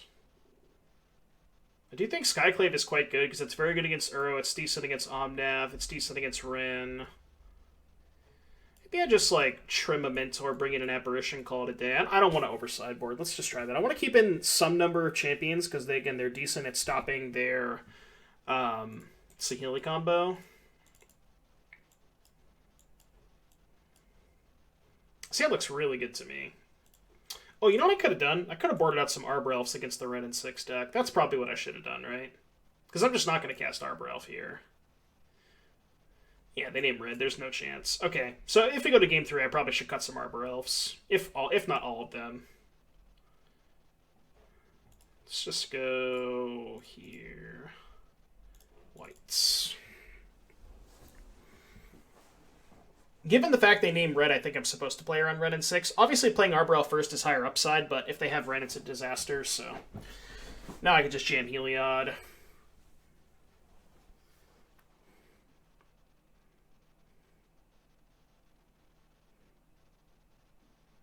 Yeah. When I was sideboarding, I just, like... It just didn't hit me that they're a red and 6 deck, and I should cut my Arbor Elves. But yeah, I definitely should have cut Arbor Elf. That's not great for me.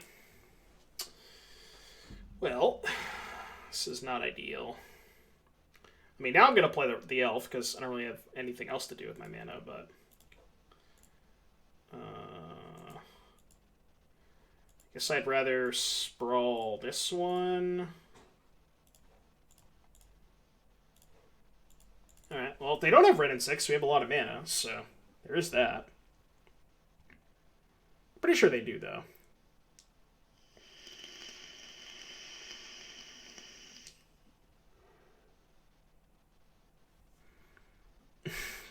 What's up, Sams? Just testing it out. I haven't done a video with Heliod yet, so I want to give the YouTubers the content they crave.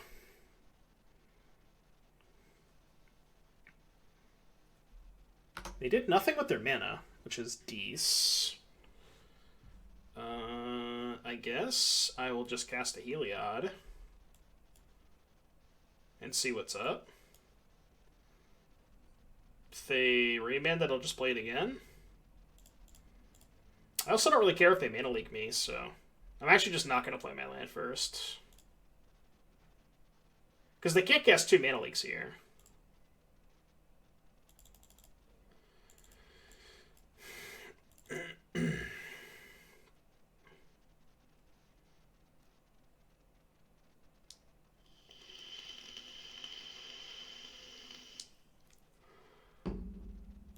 Okay.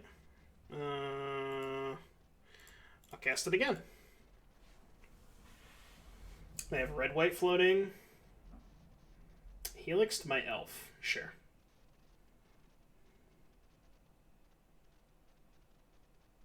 Why test it out if you can never play in a premiere event? What do you mean?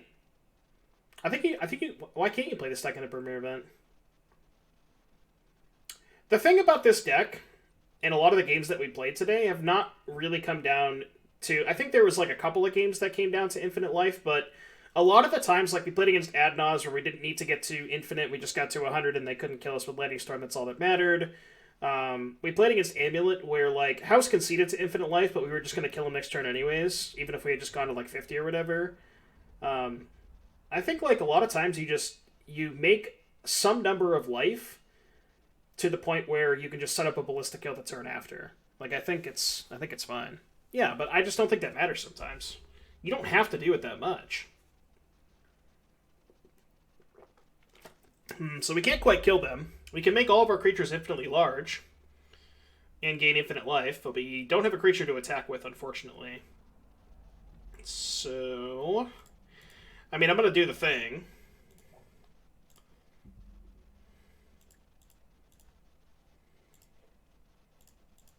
I played those in the wrong order, but it doesn't matter.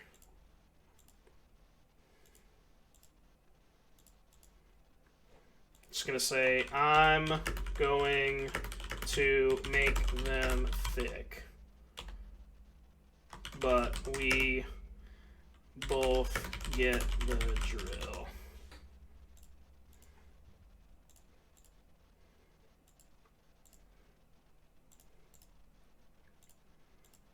I'm just going to make them both like 20/20s. I'll make them both lethal. That's good enough.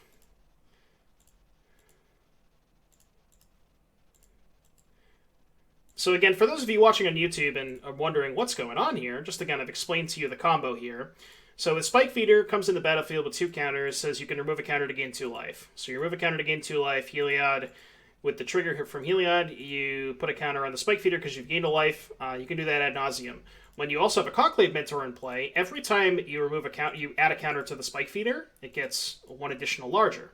So essentially what you can do is you can make your Spike Feeder infinitely large, and then you can start removing counters from the Spike Feeder to put counters on your other creatures as well. So that's kind of what's going on here.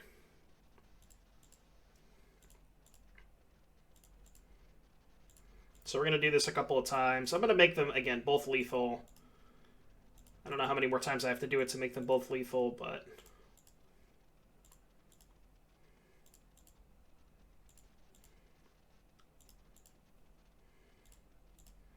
do it a couple more times.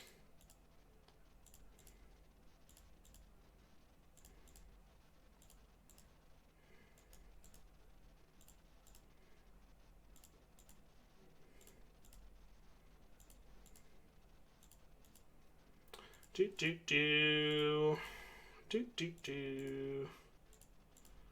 is 12. Yeah, this should be good. Alright, pass.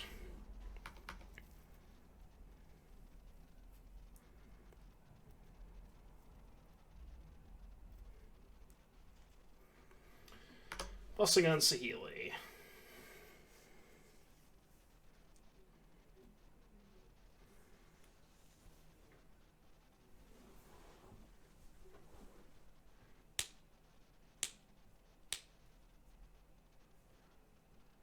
Versus Ur, for example, they path your feeder, you have to gain a bunch of life, and then they can just beat you field dead anyways.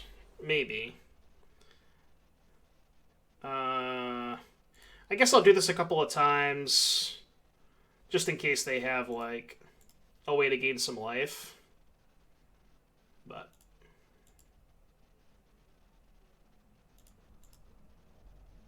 So I want to make this like out of range of a couple of things. So they play Uro. All right, whatever. I'm just gonna let it go. I was gonna do it in case you gain some life, but I'll let it go. Gotcha.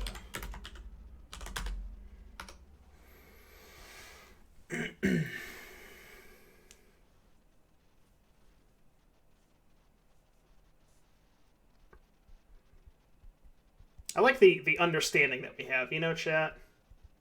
The thing is, even if they can, like, get rid of the Mentor, I guess they could have, even if they have another Teferi, we can just do it all again next turn, right? We just make them huge again, so.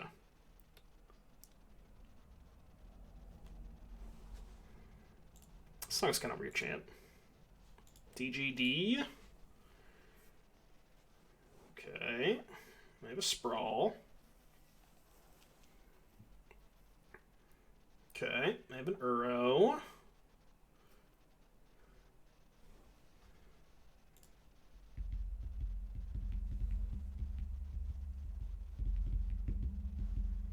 So they can, what, chump block with Uro? Is that what's happening? No, they can't. Because the Sprawl's naming red, so they can't even cast Uro. They can chump block with Omnath, I guess?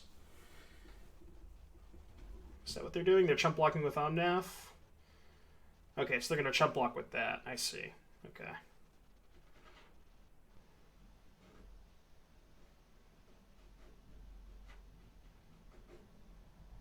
Hmm.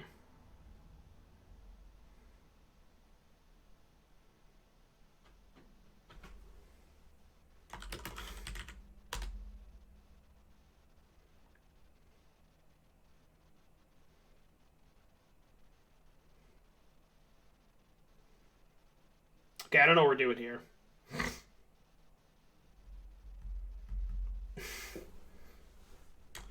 What are we doing here?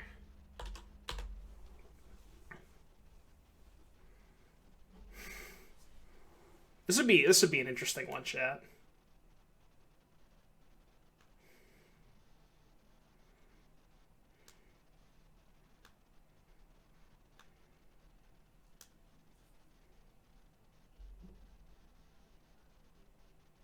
Oh, yeah, you're right. No, I would be dead. I gotcha. I got you. You're right. You're right. You're right. You're right. Never mind. I'm stupid. I was actually dead. You're right. Yeah, you're right. I'm sorry. I forgot about that.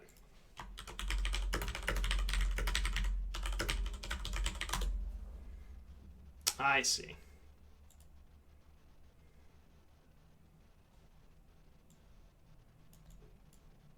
So, yeah. We gain infinite life, but our opponent can make one more than what we gain, so. That's what happened there. For game 3.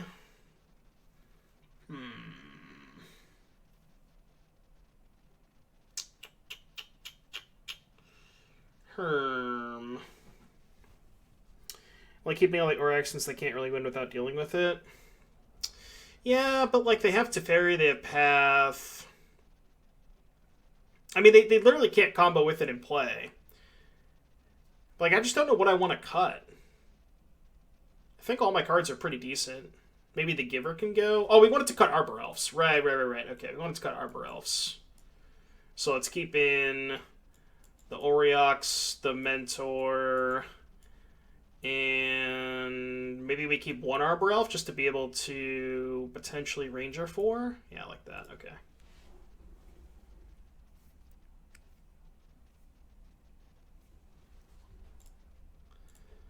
Alright. We are on the play for game 3. We have a no-lander, so I'll take Mulligan.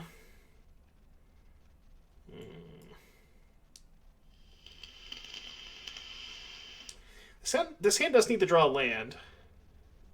But we do have Sprawl, Mentor. If we draw a white source, we can just start jamming Auric Champions. I'm going to keep and ship the second Mentor. In white. Pass. Alright, for all the marbles, chat. Looks like they have their own Sprawl. Alright, so I will take any white producing... Ooh, they don't have a sprawl. That's good. Any white producing land, please. That counts. I'm going to lead on champion, I think.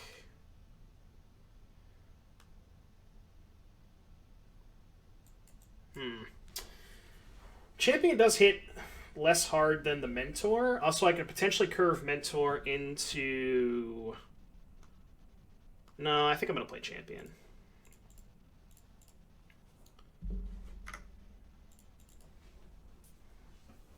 I like using all my white mana here. Because if I draw a Forest, I can't play... Well, no, that might have been bad, though, because if I draw a Forest, I can't play Mentor plus Champion, so I could have just played... Well, I guess if I played Mentor there, I have no shot at double spelling next turn. Now that they have mana up, and I don't really care if they counter the second Champion, I think. I'm just going to play in the Champion. I think it doesn't matter what I cast this turn. It's getting remanded either way, but... Or not. Alright, I don't hate that. Pass. And this is actually pretty good if I find a Heliod, because then Heliod, I'd get an immediate trigger off the champions, because Heliod would come in as a creature. So...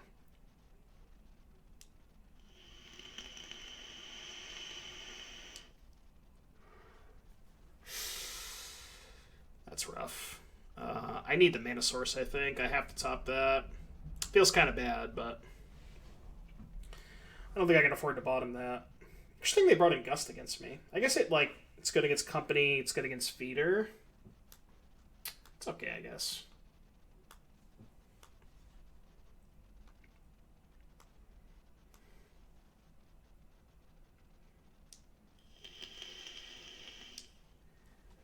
Name White Blade Teferi.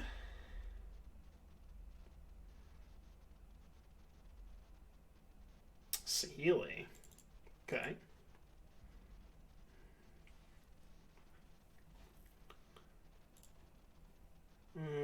So let's go Sprawl.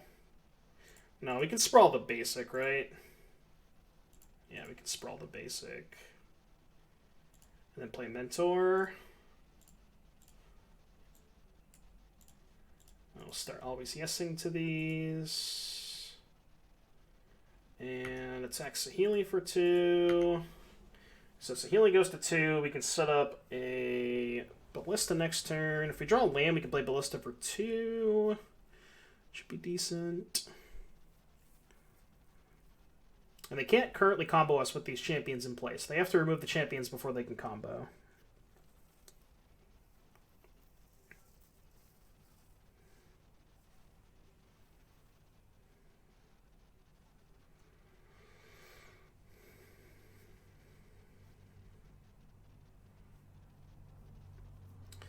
And if their next turn involves putting Uro into play, we can just Skyclave it, so that's not that bad.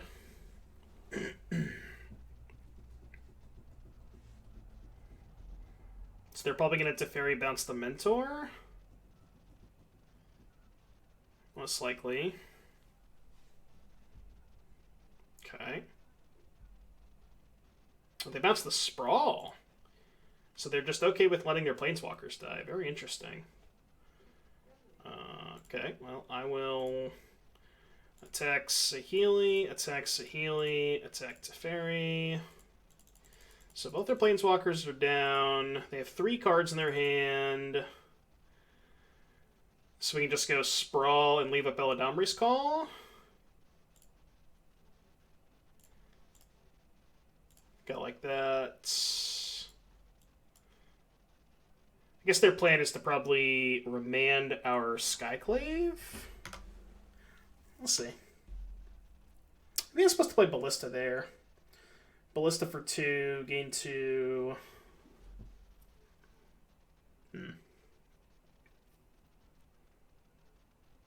I guess they need blue mana in order to hold up Remand, right? Because they only have a Plains untapped right now. It's not that bad. Sean Bruno with the 3 months. Thank you for the 3 months, buddy. Says thank you for the streams. Well, thank you for the continued support. I appreciate it, buddy. Welcome back to the Doom Room. Alright, that's not blue mana, so they can't remand us. It's good. That's blue mana. They have another Teferi? Potentially.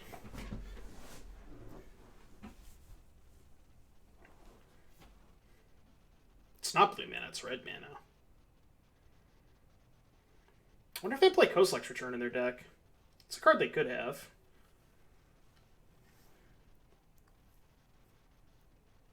It's not a card that I played around this game.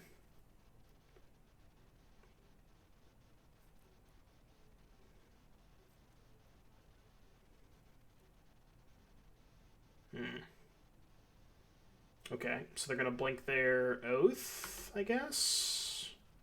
Sure.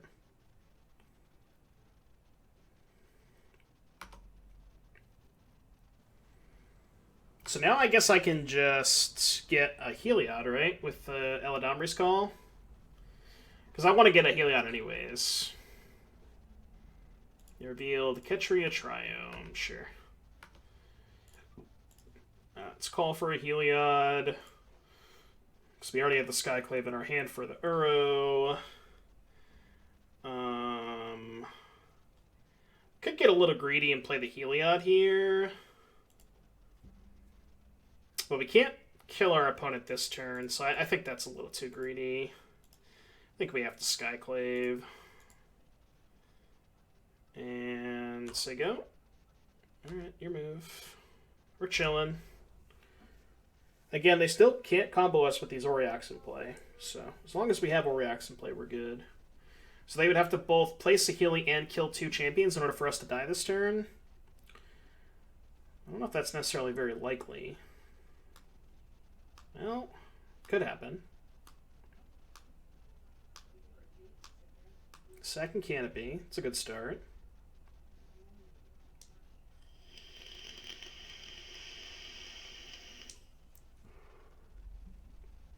Okay.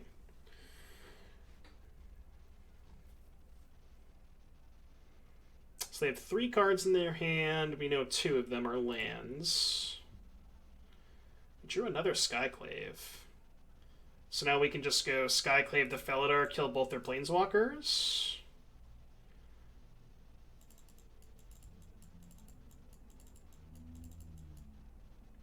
That puts us, like, kind of shields down, because we only have 1 champion left.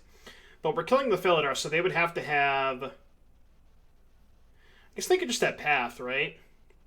They could just Path the Skyclave, eat the Auriok champion. That'd be pretty bad for us. What I could do...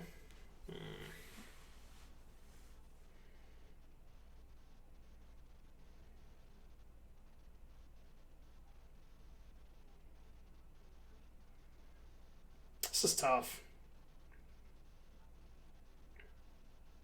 But again, we know two of the cards in their hand are lands. And the problem with not killing this Wrenn this turn is they just get to keep cycling this Canopy, right? So I kind of have to get this Wrenn off the battlefield. So I think I'm just going to go for it. Kind of stinks if they have it, but...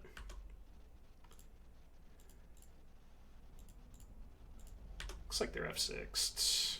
Dece.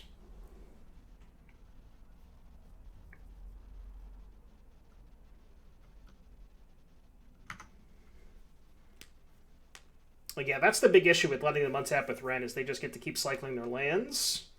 So they'll eventually find what they're missing. We are going sort of shields down with only 1 champion in play, but I think it's okay. Because the next turn, if we draw a land, we can just play champion plus Heliod.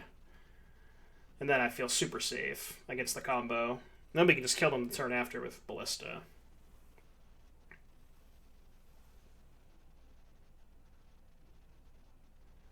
We have another Wrenn. Okay.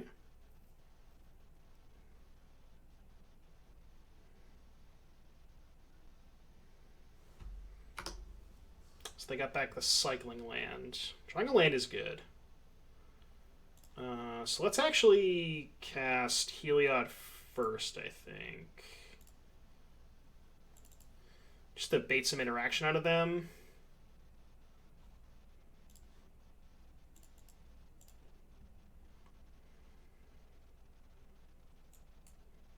I could have played champion first. Alright, so they have the remand. Let's play this champion. So let's attack these three at Ren. I don't think I want to put the Auriok champion in harm's way.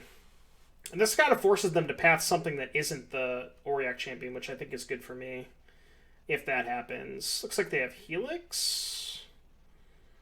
Alright, so they get a 4/4. They eat the Skyclave, that's fine. Oh, they eat the Mentor. Okay. Interesting. Surprised they didn't eat the Skyclave there to get another creature.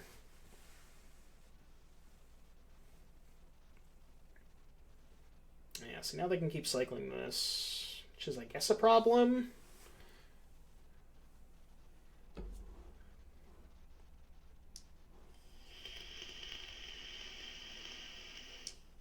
That's whatever. As long as I have Auriok champions to play, I don't particularly care about that too much. I do kind of need them to not have another remand here, though.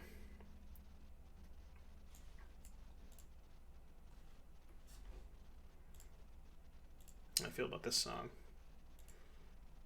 Okay. Alright, let's play Heliod. See if they have another remand. They don't.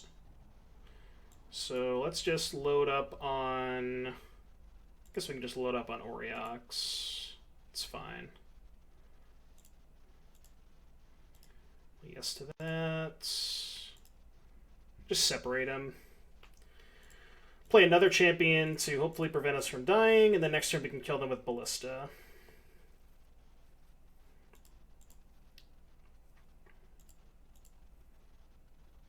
And no attacks. Hopefully we draw a land, so we can go Ballista with 2 activations up. Deputy Detention. Guess that could be a card in their deck. Could be. It's a very Time Raveler. That might have to bounce Heliod. Especially if they don't have another interaction for this Ballista. I'm pretty sure they know about the... Do they know about the Ballista? I don't remember if they do. It's been a while. I've had that card in my hand for a long time. They bounced an Auriok. Okay. So they can Felidar Guardian, blink the Teferi, bounce another Auriok, and then if they have Path, they win? Okay. I guess I could still lose this game.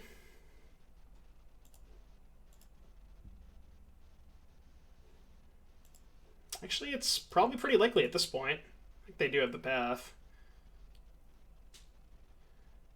Yeah, blink this, bounce this, path this, kill me. Because they haven't activated Saheeli yet, right? I don't think so. Yeah, I'm just dead to path.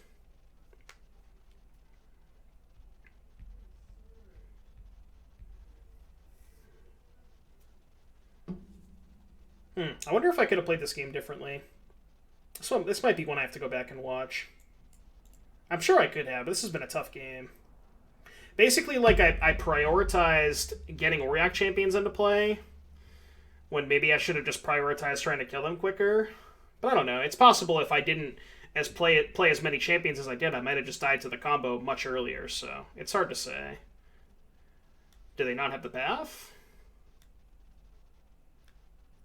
Probably would have been a lot easier of a decision for them if they had the path, right? They would have just snapped it off. Droid with the 2 months. Thanks, buddy. Thanks for the resub. Prime resub. Appreciate it, buddy. Welcome back.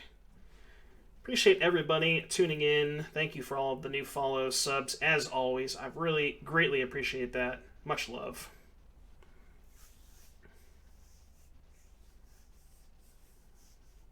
Well, if they have path, then... You know. Maybe last turn Ballista on 2 had value to be in surface Heliod combo.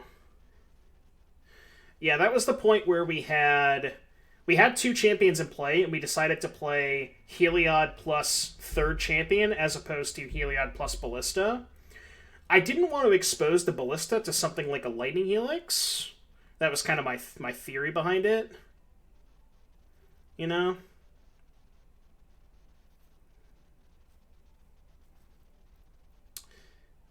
Yeah, I guess it would have been a bigger Ballista, but then they could have just, like, Teferi bounced the Ballista. Yeah, maybe you're right. I could buy that. So actually we need a land here, right?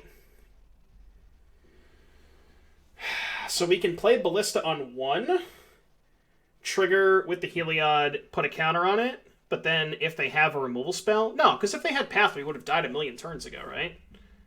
There's no way they have Path. And if they have Remand, we can just play Auric Champion.